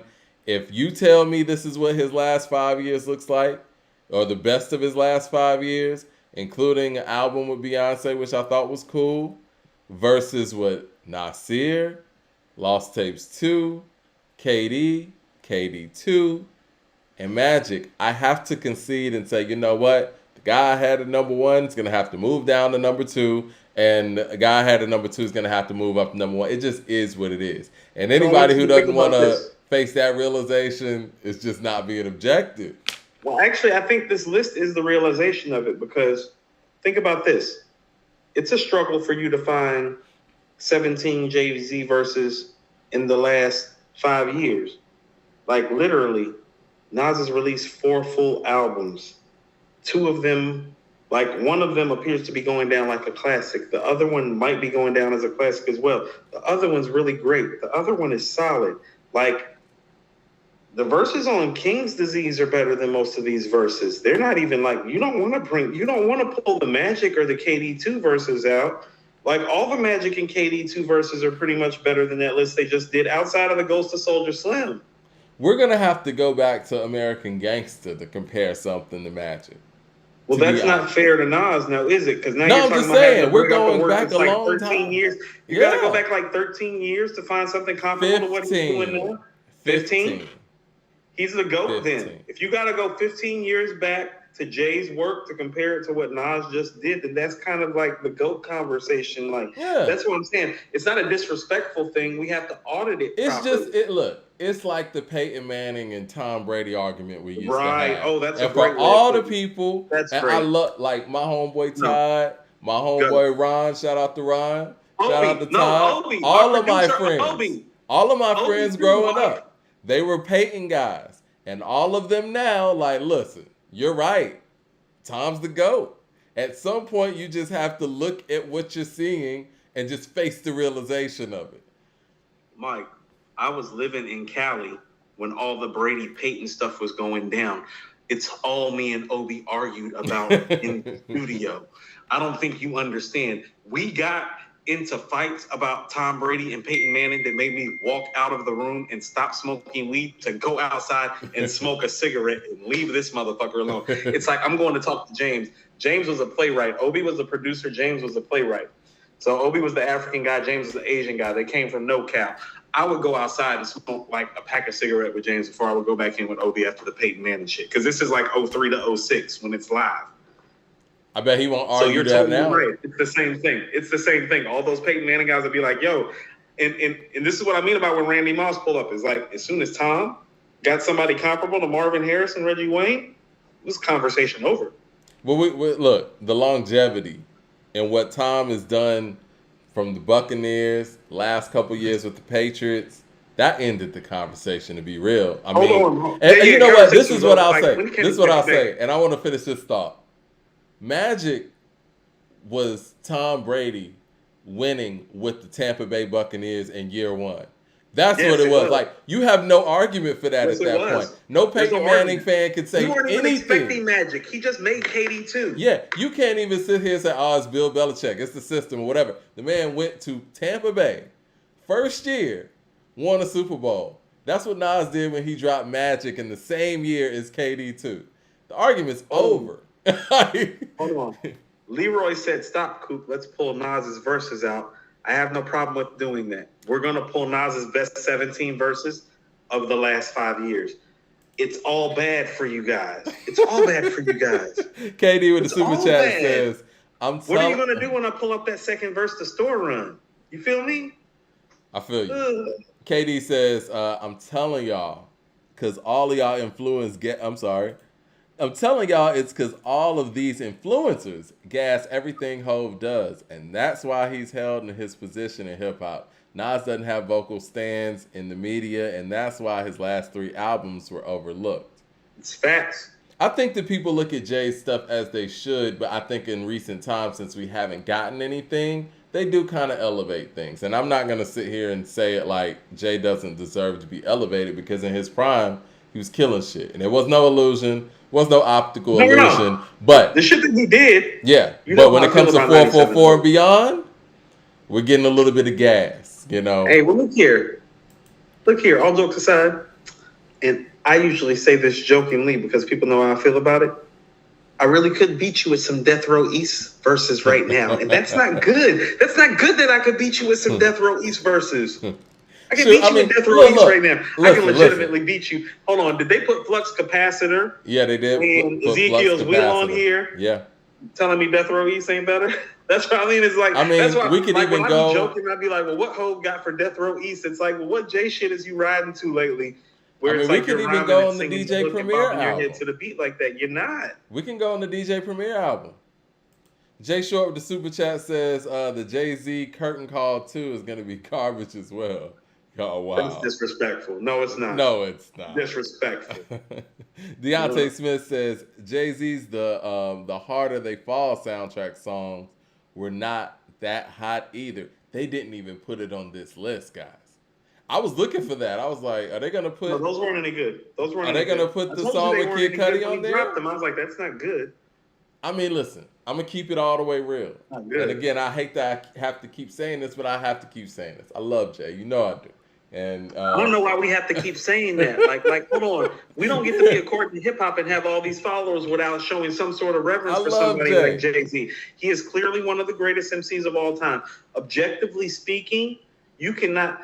There's not an objective hip hop list that should have Jay-Z out of your top 5 MCs. But what I'm gonna say though, what I'm gonna say is he had a record with Jadakiss and Conway the Machine that we don't even listen to. We don't talk about it. Like it never even existed. It's crazy. Him and Nas made Conway's the only one who showed up. Him and Nas made a record together in a year when Nas made KD2 and Magic. We don't talk Nobody about talks about the record. They talk he about made KD2. a record with Nipsey Hussle. After Nipsey Hussle's passed, we don't talk about the record. We talk about the Rick Ross Nipsey Hussle record. Yes. Oh yeah, that record's dope. And no, this shit hard. The game in Nipsey's record is great. Rich Nigga Lifestyle hard. Rich Nigga Lifestyle's hard, and so is That's the game. That's the best posthumous Nipsey record. In my personal opinion, I'm going with the one the game did on Born to Rap. I mean, we can go with that too. That shit was hard. Wherever you want to go. Mike 100 says Leroy Green said pull up the Nas verses. LOL. Why? Nas got albums. I'm gonna pull up. He said why? He said why? Nas got albums. Classic. You got verses. He got albums. Got classic verse. Listen, man. You want to do that? Leroy. I know Leroy got the Rock Nation hat on. I respect. Look, I can beat you, Leroy. I can beat you with stuff like "Count Me In." Leroy. You count me in. Leroy. Beat you with 27 summers right now. Can beat you with 27 summers right now, Leroy. Better stop that. Leroy, we need an album. Can beat you with 10 points. Leroy, we need an album. This isn't fair. It's not fair to Jay that they even put this article out there. I don't know if the people at XXL were being funny or whatever, and then they put 7. You know what they should have done? They shouldn't have even included the Jay Electronica stuff because that looks really weird. Look at how many is on here. All of them? Yeah, it's like, why did they even somebody said Echo, Mike. Somebody brought up Echo. Is Echo 2017? I think it's 2018, I believe. Say goodnight, Mike. Say goodnight. Say goodnight. If we can put Echo in there too? Oh no. This is over. I told you Echo was the best rap song that year. You know what? I usually say Nas fans gas his material sometimes, but I'm kind of with you on that, man. Echo's great. Echo's great. And you know me, I'm not even a Swiss Beats fan. Neither am I. Echo's great. When I heard Echo, I was like, this is borderline a greatest hit song. I'm like, what the fuck is going on here? You want to know what else? Is Major Key falling on this one off the Khaled album? I guess so. I mean, those were the songs that made me think it's like, oh, he's not done. It was Major Key and Echo that made me think he wasn't done. That was before the albums dropped. I was like, did he just sound like that on Khaled album? I'm like, did he just sound like that on Swiss album? I was like, hold on. Like, Mitch with the super chat says, who ran 2003 and 4? 50. Jay or MF Doom? 50 and Jay had a great album in 03, but in 03 and 04, Doom had 4 album run and a great / near classic material. You know, it's really hard when you put Doom up against major machines like that. Doom was doing it from an independent standpoint, but I will say this, and I said this before, the fact that the Doom was able to have that level of impact on an independent grassroots level before the internet was popping is impressive enough. And the fact that you're even mentioning him with a machine like 50 Cent and Jay-Z at that time is super impressive. You want to know what? Just the fact that he's being mentioned in that breath pre-internet. Because you want to know what? The internet's blowing up right around the time when he's making this move. He's a part of it. Like, he's a part of the fact I was actually about to say, Mad Villainy is part of the internet nerd blogger blow up thing. It is, because I watched it happen, because I was there literally watching it happen. Like, you know, the first time that I heard Ether online on a Nas site. They used to have a Nas site, like the I Am Nas site. I know what you're talking about. Yeah. I Am Nas. Oh my God. You want to talk about some stands? I used to be afraid to go in there. There'd be niggas in there for hours that were literally typing up his lyrics from It Was Written, like for fun. Yeah. I was like, first of all, y'all ain't getting no. You ain't getting no. But you know what? I'm outside, so it's like I'm getting that. So I'm not about to sit up here and type this. First of all, I'm trying to rap myself. I'm not trying to be in here in the chat. But you lames all night typing this shit up, trying to get something soft and warm, like Rakim said in Mahogany. I'm trying to get something soft and warm. I'm only pulling up here briefly to see what you niggas is talking about on this rap shit. I'm about to go get this money, about to go get this girl. But you dudes just in here. It's cool. But I watched all that, and that's how I first got put on the Doom, actually. Yeah. Yeah, that sounds about right. And I would say this too, man. As great as the listening and the minstrel show is, and I love minstrel show. I think it's incredible. It's not better than Mad Villainy. It didn't make a dent that that Mad Villainy did. Because it's not better than Mad Villainy. No, it's not. Ryan Gillen with the super chat says, do y'all think K-Dot not having producer Terrence Martin on the new album is what messed up the replay value? He was on every album except for this one. Well, do you think production is an issue with the current album, Mr. Morale? It's funny that we're bringing this up on a day when we're talking about Lupe. When you want to attack dense, heavy subject matter, you need to play from the Rakim and Nas handbook and stop doing that shit that you guys are doing. It's not working. It's not working. It's not working. You have to play from us.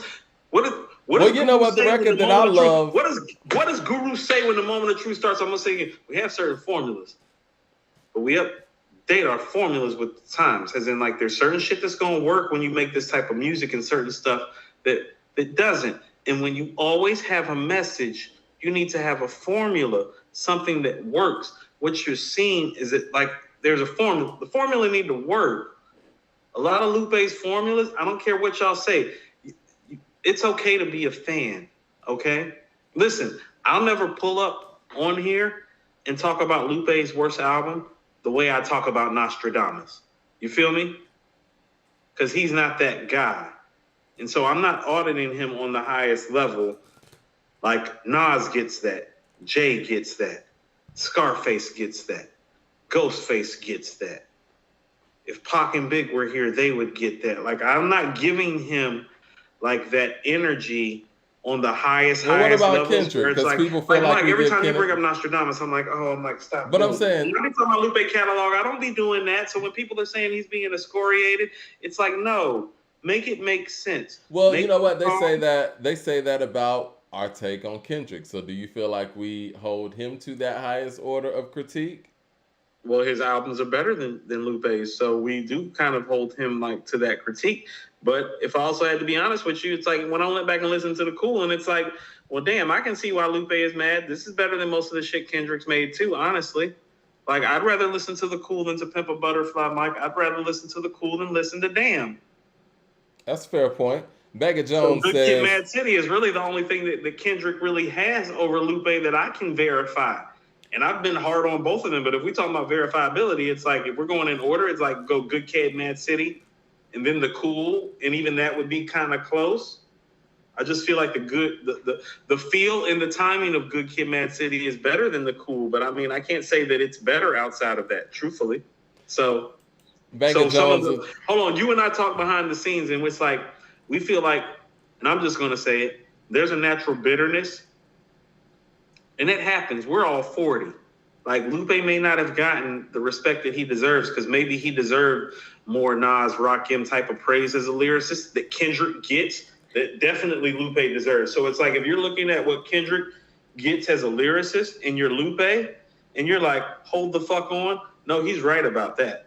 He's right about that. If Kendrick is getting certain love as a lyricist that he's not getting as a lyricist, then it's like, no, we need to audit that. But that's also why when we were reviewing his last album, I was like, hold up, we may need to scale this back in the way that we're holding Kendrick in a certain regard as a lyricist.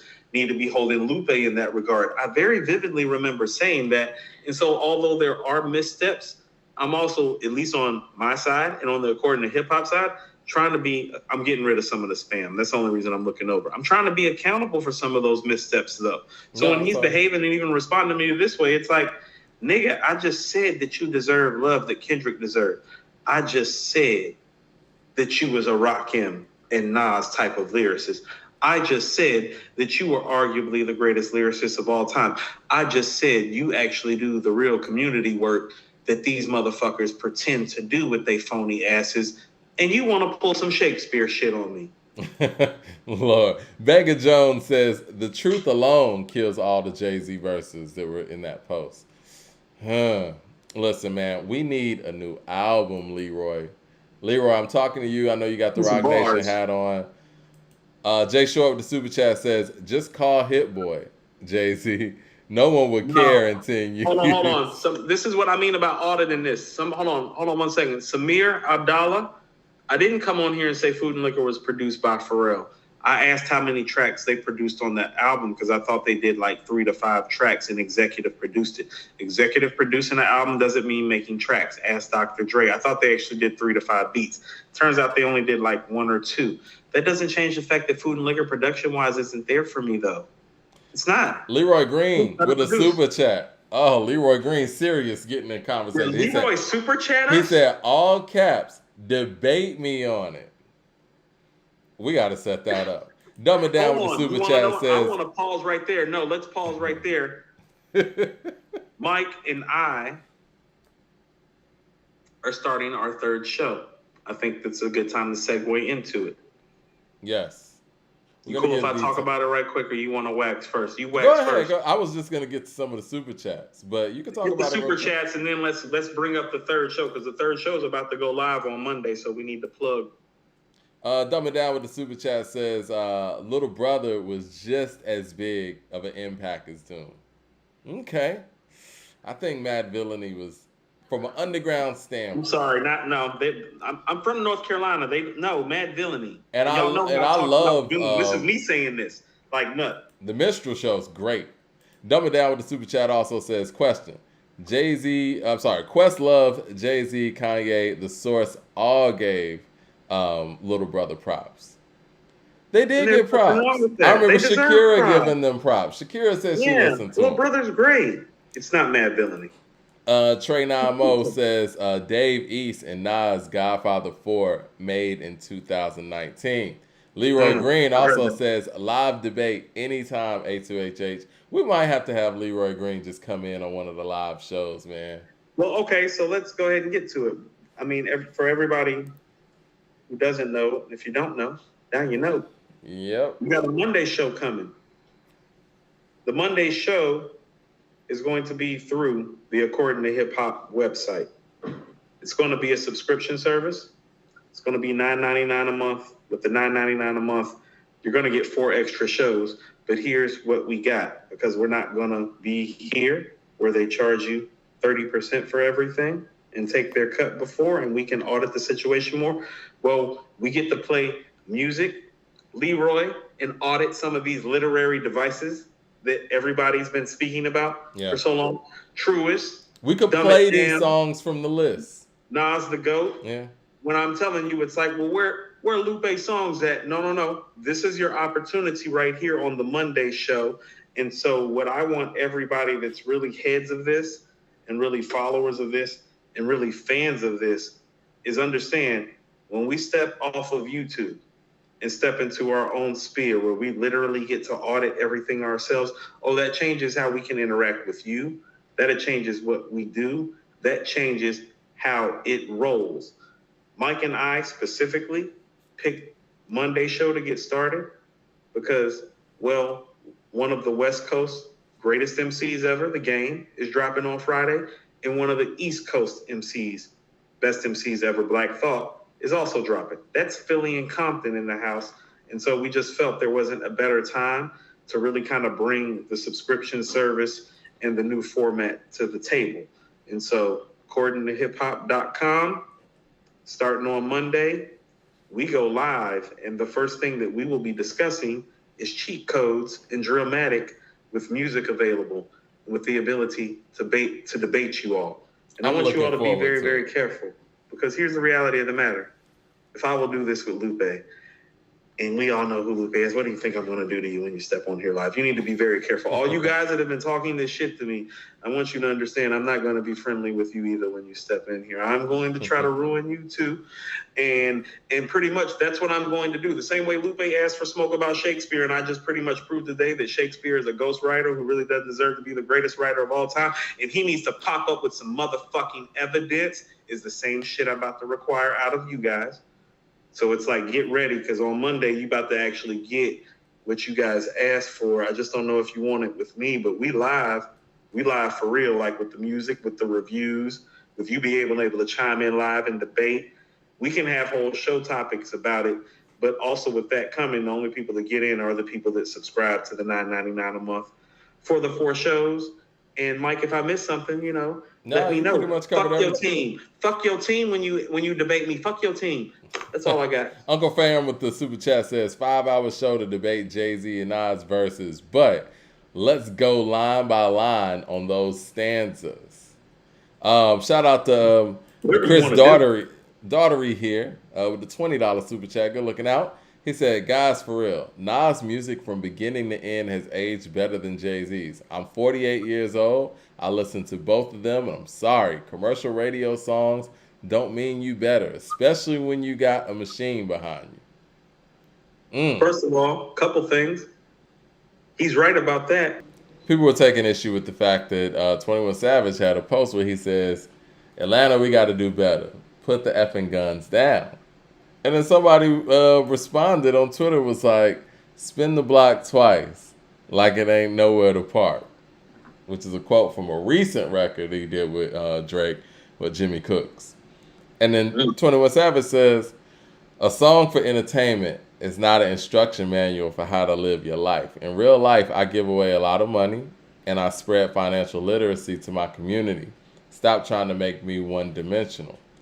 And so, 21 Savage went on a IG Live to basically continue to defend that point and talk about the fact that what he does is entertainment and it shouldn't be taken serious. It's like the age-old thing. He even said this in his spiel.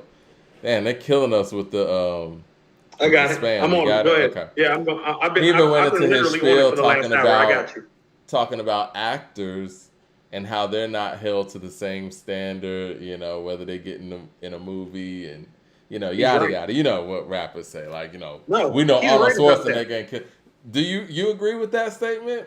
Okay, so I never liked that correlation. You know why? I'm going to be honest. No, go ahead. No, please. I want to hear your thoughts. I never liked that correlation because when Arnold Schwarzenegger goes to whatever talk show, late night show, David Letterman or whatever to promote the Terminator, he doesn't show up as the fucking Terminator and start jacking people up in the crowd.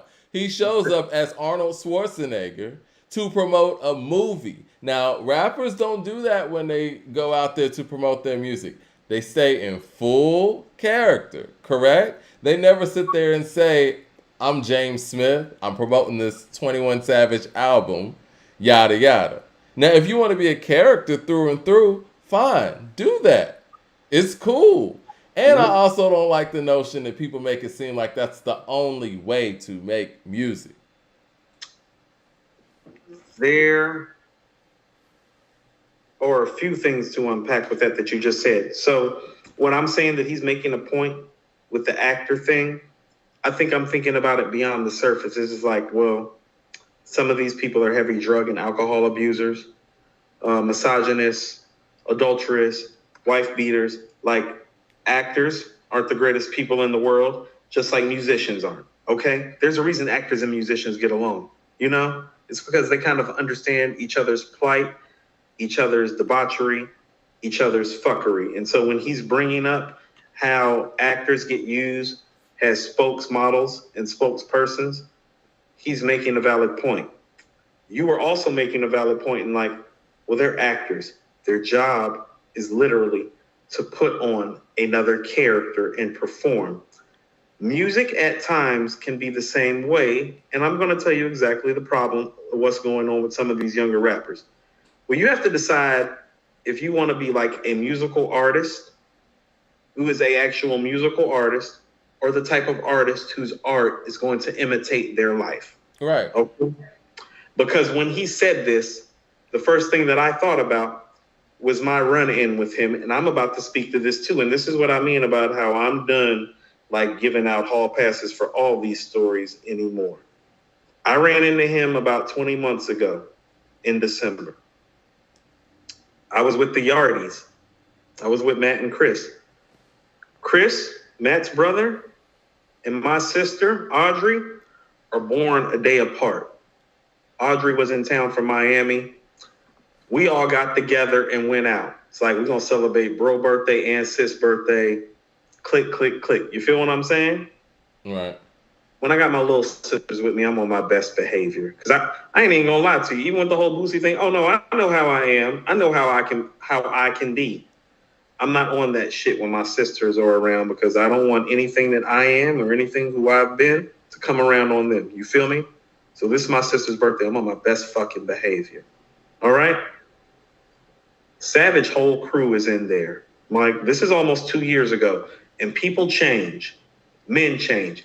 I'm not the same man that I was when I was in that club that night. It was a fight night, too. And it's one of the more popping places in Atlanta that's known. Okay? People from Savage Camp is coming and dapping Matt and Chris up. They are record producers. They have done work with some of these guys. They have done work with some of the guys that these guys feel like is opposition. A couple guys rolled up to let those guys know that it wasn't even no problem. It's like, yo, we see what you did, such and such. It ain't no problem with us. We know y'all cool. Y'all don't involve in none of that. Whoop, whoop, whoop, whoop, whoop, whoop. Mike, they 50, 60 deep. They throwing money in the sky. I had a homegirl that worked there that knew them too. Now, I'm just going to go down to the scene.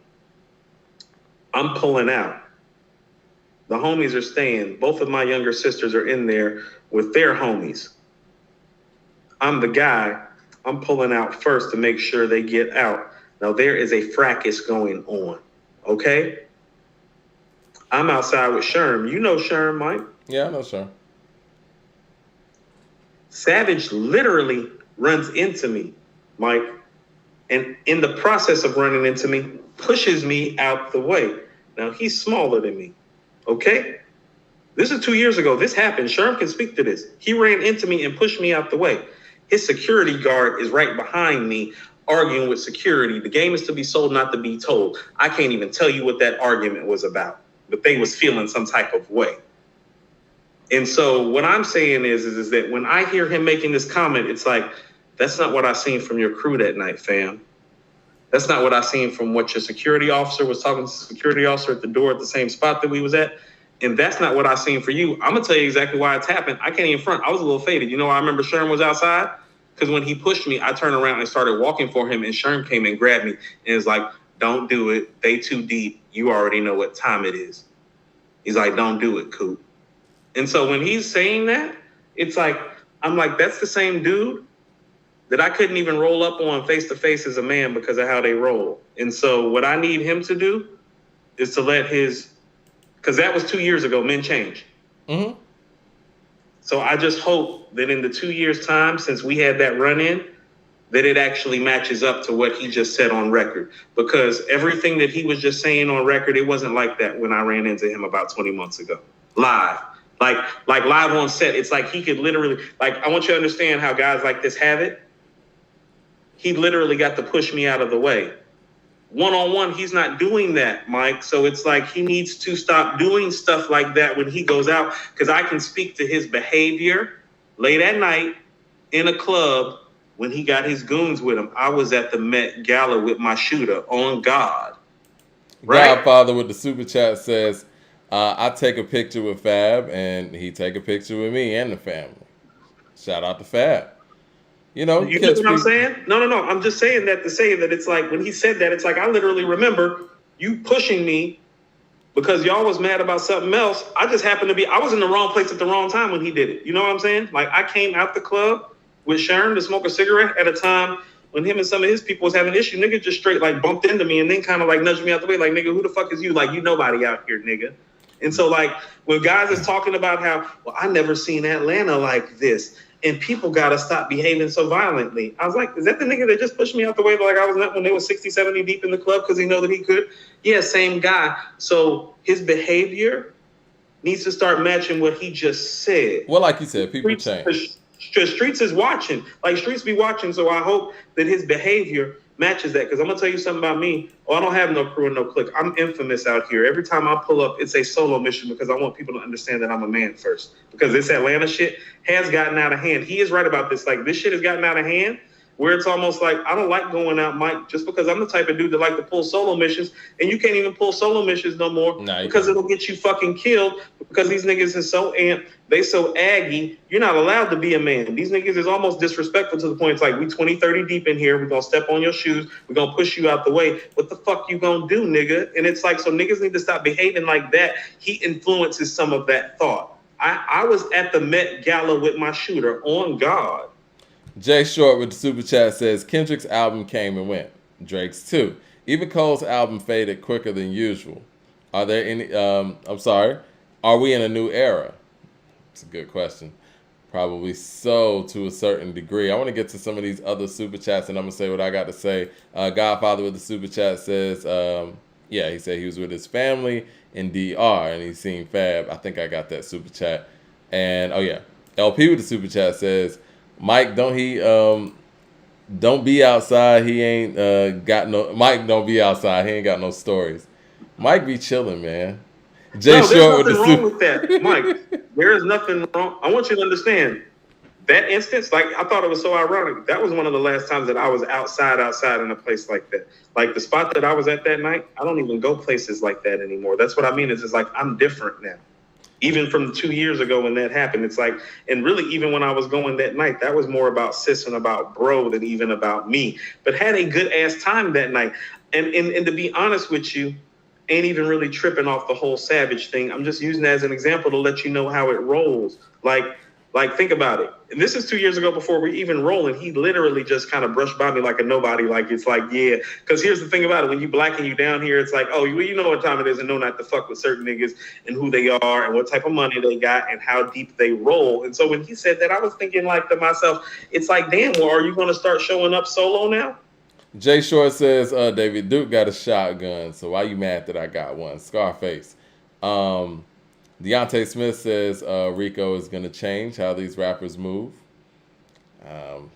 Very interesting. What I was going to say, too, though, is what I would have liked to have heard as well, as opposed to just putting it on entertainment, because we've heard that for years and years. Like, I remember when Dr. Dre said that in the show, and the movie, The Show, that is. Mm-hmm. It's just entertainment. And I think, I'm just going to be honest, man. I get it. But it's a bit of a cop-out when it comes to the responsibility of what you're saying out of your mouth. And you're saying what you're saying out of your mouth in first person.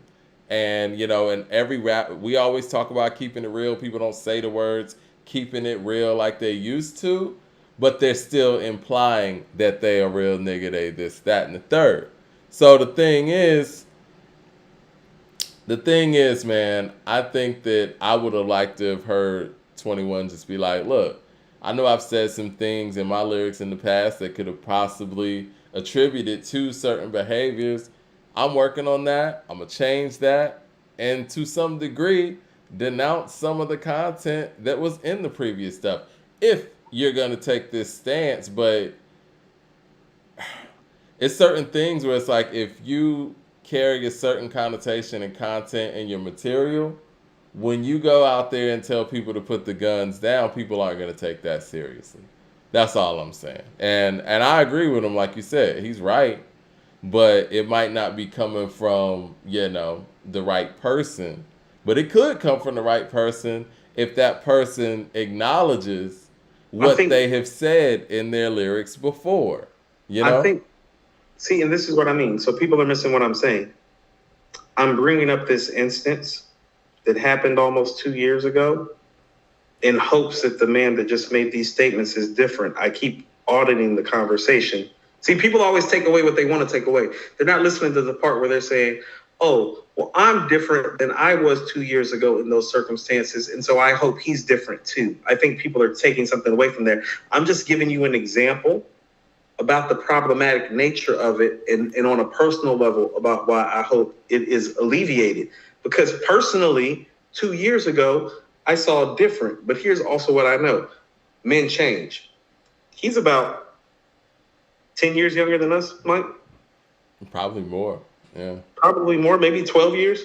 No, those changes happen fast, like 25 to 35. Like, yeah. And so, it sounds like the way he's talking, he's changed. You know what I'm saying? No, that's what I'm saying. Yeah. But what I'm saying is that all I have to go off of is what I saw 2 years ago. But I keep prefacing that by saying, not to add on the situation, but to say it's like, well, no, well, situations like that need to stop occurring, where all of that, you get what I'm saying? Is like, well, if you're going to say that, situations like that somebody like me that's been outside can speak to, well, there needs to not be your name attached to that. You feel me? Because that's part of the problem, where the contradiction comes in, where people really can't excoriate you and it be valid.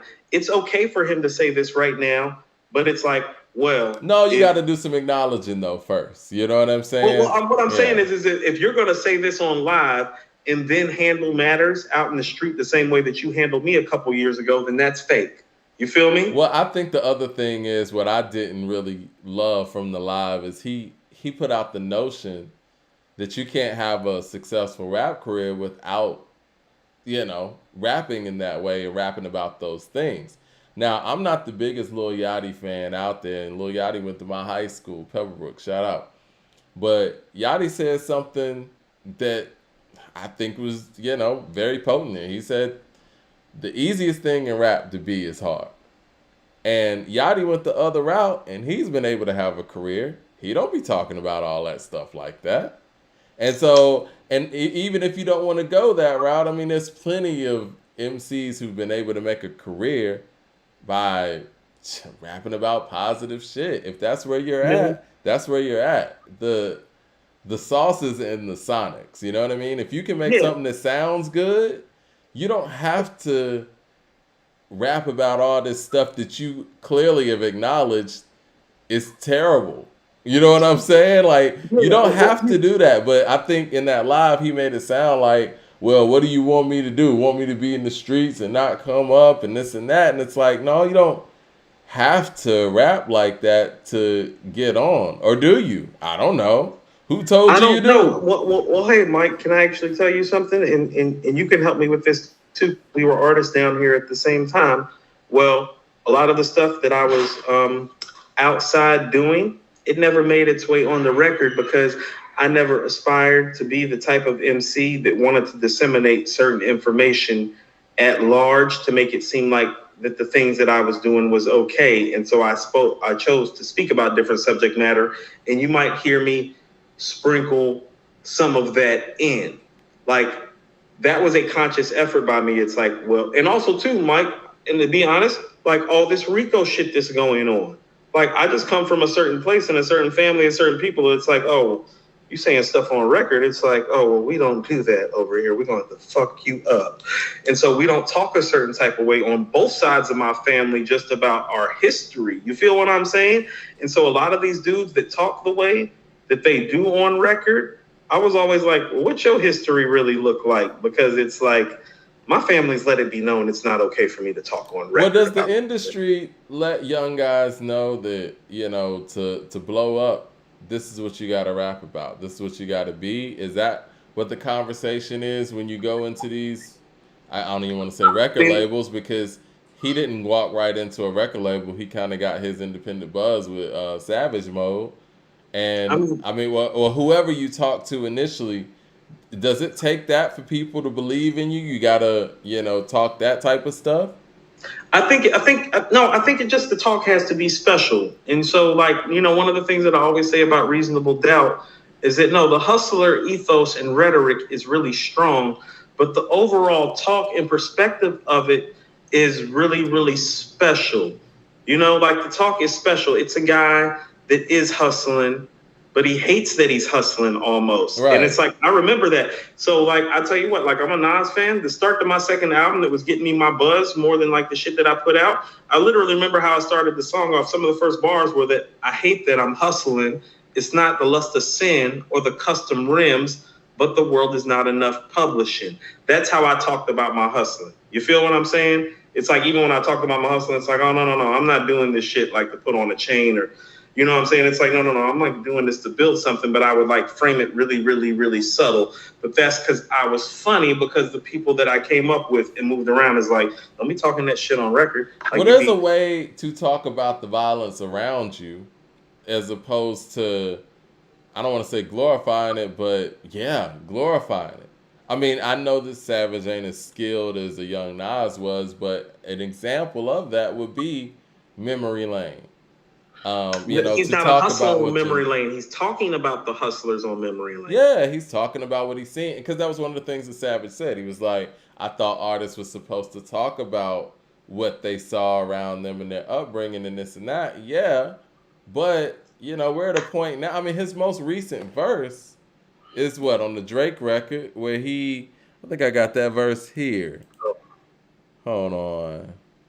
Nah, that's one of the older ones. I don't even want to Spin go around the there. block twice. Yeah, spin around the block twice. Yeah. Okay, so And even nowhere that, to, okay, like so it's nowhere to tell park. You know what I'm saying? And if I was Will Smith, I would have smacked him with the stick. Like, you know, he didn't. So, you know, spin around the block. So hold on. So spin around the block is is a gangster euphemism, but it's also a player euphemism. Yeah. Like a chick will be talking to you and she asks you, be like, so you the type of nigga that spin around the block, cool? It's like, huh, what? It's like, what you know, you want to come try this, try that, or you know what you want. Like, you the type of nigga to spin around the block. So even the females have taken the gangster euphemism and turned it into a, like, is you a player or not a player? Like, to be or not to be, that is a question. You know what I mean? Since we've been talking Shakespeare and Hamlet and shit today. To be or not to be, you know what I mean? Do you spin the block or do you not? And how do you spin the block? Do you spin the block with your Glock, or do you spin the block to get your spot? Do you spin the block for a thought? I will not eat green eggs and ham. You feel what I'm saying? And so the verbiage and the usage of the words gets flipped and turned. So when he's saying spin the block, well, it's turned to things that girls pull up on guys and be like, oh, nigga, you just trying to spin the block. As in, like, you know, pull up and grab whatever you can grab. So what about if I was Will Smith, I would have slapped him with the stick. I really can't justify that. Let's talk about spin the block. What about this chopper came with a compressor? This Glock 45 came with a switcher. That's very direct. I can't defend that. That's very direct. And I can't defend that. I'm just defending what I can defend. Huh. You know. Oh, Big Stepper. He came in the Rolls, but he left in the stretcher. Let my brother drive while I shoot. Team effort.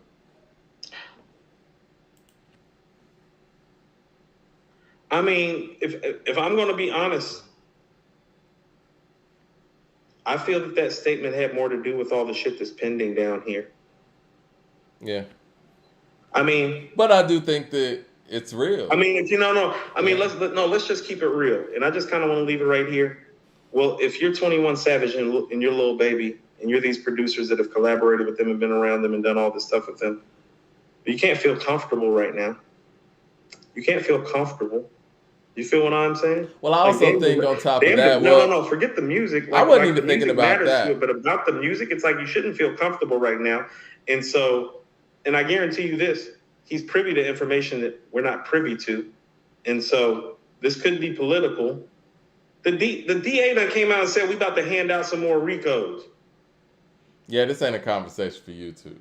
But I thought it was more so. That's what I'm saying. We can stop right there. I thought it was more so along the lines of, you know, what's going on with the ordinances at in the clubs in Atlanta, the violence ordinances where people are possibly getting shut down. Okay, so listen to what he said when he's like, well, he's never seen Atlanta like this. It's like, well, now think about how the politicians and the officials and the people responsible for change feel about it. Because if you think that they're not seeing the Atlanta that you're seeing, well, y'all are actually seeing the same thing, which is why a lot of this is happening. Because one thing that he said that was very right and very true, and this is what I mean, is like, no, there's space and room for people to change.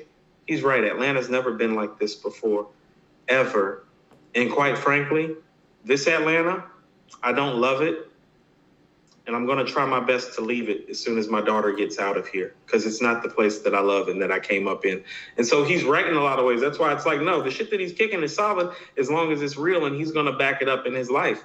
Well, hopefully things can be, rectified. And again, I also think that what's going on with the nuisance ordinances are going to unfairly affect black businesses, and hopefully those things don't take an effect. I just think hopefully everything gets cleared up violence-wise, and people do put the guns down. People be safe out there, and people are able to keep their businesses. And when folks go out, just go out, have a good time, kick it. Everybody, Right. you know what I'm saying, come home and have stories to tell. That's it. Well, that's what I'm saying. It's just like, well, when I bought my sister out that night, it's like, well, I wasn't expecting 50 of y'all niggas to throw up and show money in the sky. And like, you know, like, you feel me? But it's like, but you did, but I'm cool. But then it's like, let a nigga run into you. It's like, oh, well, you're not cool then. It's like, well, then it was never cool to begin with. And it's like, I just want to, you know, it just got to match. It just need to match up. And so I'm not saying that to excoriate him. Like this story about Savage, I'm not saying it to talk down on him. It was really like a brief moment in time. I'm saying it just to say, it's like, well, Atlanta's not the same. Yeah. It does need to match up. But also, too, and I mean this like sincerely, fam, if you think the music ain't got nothing to do with this, you're playing yourself. Yeah, yeah. Like if you think your music has nothing to do with this, you are playing yourself. Music is one of the number one influencers in any environment, specifically the inner city environment. And so the shit that you're talking is affecting it. People weren't out there throwing hands after Southern Playalistic was getting played in the club. Never. T-Nitty or Soul Food or ATLians. Yeah. Like no Dungeon Family album has ever started a riot. Right. T-Nitty with the super chat says, hold on, Mike. The closest thing a Dungeon Family song has got to start in a mob down here is like when Spody Odie Dopalicious first came out. Well, I was going to say Kryptonite, but yeah, I feel you. No. Kryptonite up in Mama's Prime Time? Hold on, that was the thing. But we used to go to Mama's Prime Time because they did the video at Prime Time. It's like, oh, we going to Prime Time. We might see Big Boy and Killer Mike or C-Bone. It's East Side. Like, what up? Like, let's go. Yeah. But it wasn't never like on some sucker shit. Mike, you want to know some real shit? I used to run into some real gangsters at Prime Time all the time back in the day, and nothing ever went down like that. Like some real G's, Mike, like on some other shit. Like be pulling up like in the parking lot of Prime Time 4 o'clock in the morning, like with like the merchandise and like the jewels and like whatever, like whatever, like what you want. Man, it's 9 o'clock. We got to get off, man. T-Nitty with the super chat says, Coop 21 was mad you said that he didn't have literary tools. LP with the super chat says, how these rappers supposed to relax with Coop testing them at church and the Super Bowl? LOL, this is Coop Avelli's fault. No, hold on. Can't even pray in peace. Hold on. The church thing, I never even seen him in the church. The pastor actually said something the next service about leaving people alone when they're here, because there were a couple of interactions that went down that were less than subpar when people came up to him. Yo, let's get to our sponsor. But that was after the airport run-in that I had with him. And so for me, I was like, and this is what I mean about you got to be careful about how you treat people. When the church thing happened, well, I'm about 6 to 8 months removed from the airport thing, and I'm thinking to myself, yeah, that's that nigga. Lord. Let's get to our sponsor and let's get up out of here, man. So, yes, if you weren't here earlier, man, Relax and Relief, CBD, promo codes A2HH, get 10% off. Tell them we sent you. And, get your chill and relax on. No, I'm going to speak, you're a businessman, Mike, and so am I. So you can speak to the promo code. I just want to speak to the mental health awareness of it all. I just want us to start getting more therapeutic with how we're dealing with our issues. I don't care if you need to work out. I don't care if you need to pull up on YouTube about 3 to 4 hours a week, 2 days a week, and let all the shit out your system like I do. Or if maybe you just need some CBD to help with your anxiety, but relax and relief is a good option if you don't have a podcast like I do to kind of let your steam off, or if you're not a writer like I am. Like I have a lot of release points, you know, and so the CBD is really at the end of the day a release point to help people. Like I mean this. This is like, I know it's like they're our sponsor, but it's like, no, I know Linux. I know what CBD is and what CBD does. I know how it affects my life. I mean, there are some more personal matters with the CBD that I'm delving into that I don't want to share, but yeah, it's a part of my life. So I'm looking forward to the music on Friday too, man. So I'm looking forward to Linux getting me this CBDs that he promised me 2 weeks ago. You tell him to drop it in the bag since we sponsoring the product. You tell him to drop it in the bag since we sponsoring the product. There it is. We're going to holler at y'all. We got High Gravity Hip Hop TV in the building. Shout out to them. And yeah, we're going to see y'all Friday. Great stuff. Cheat codes, DRILLMATIC.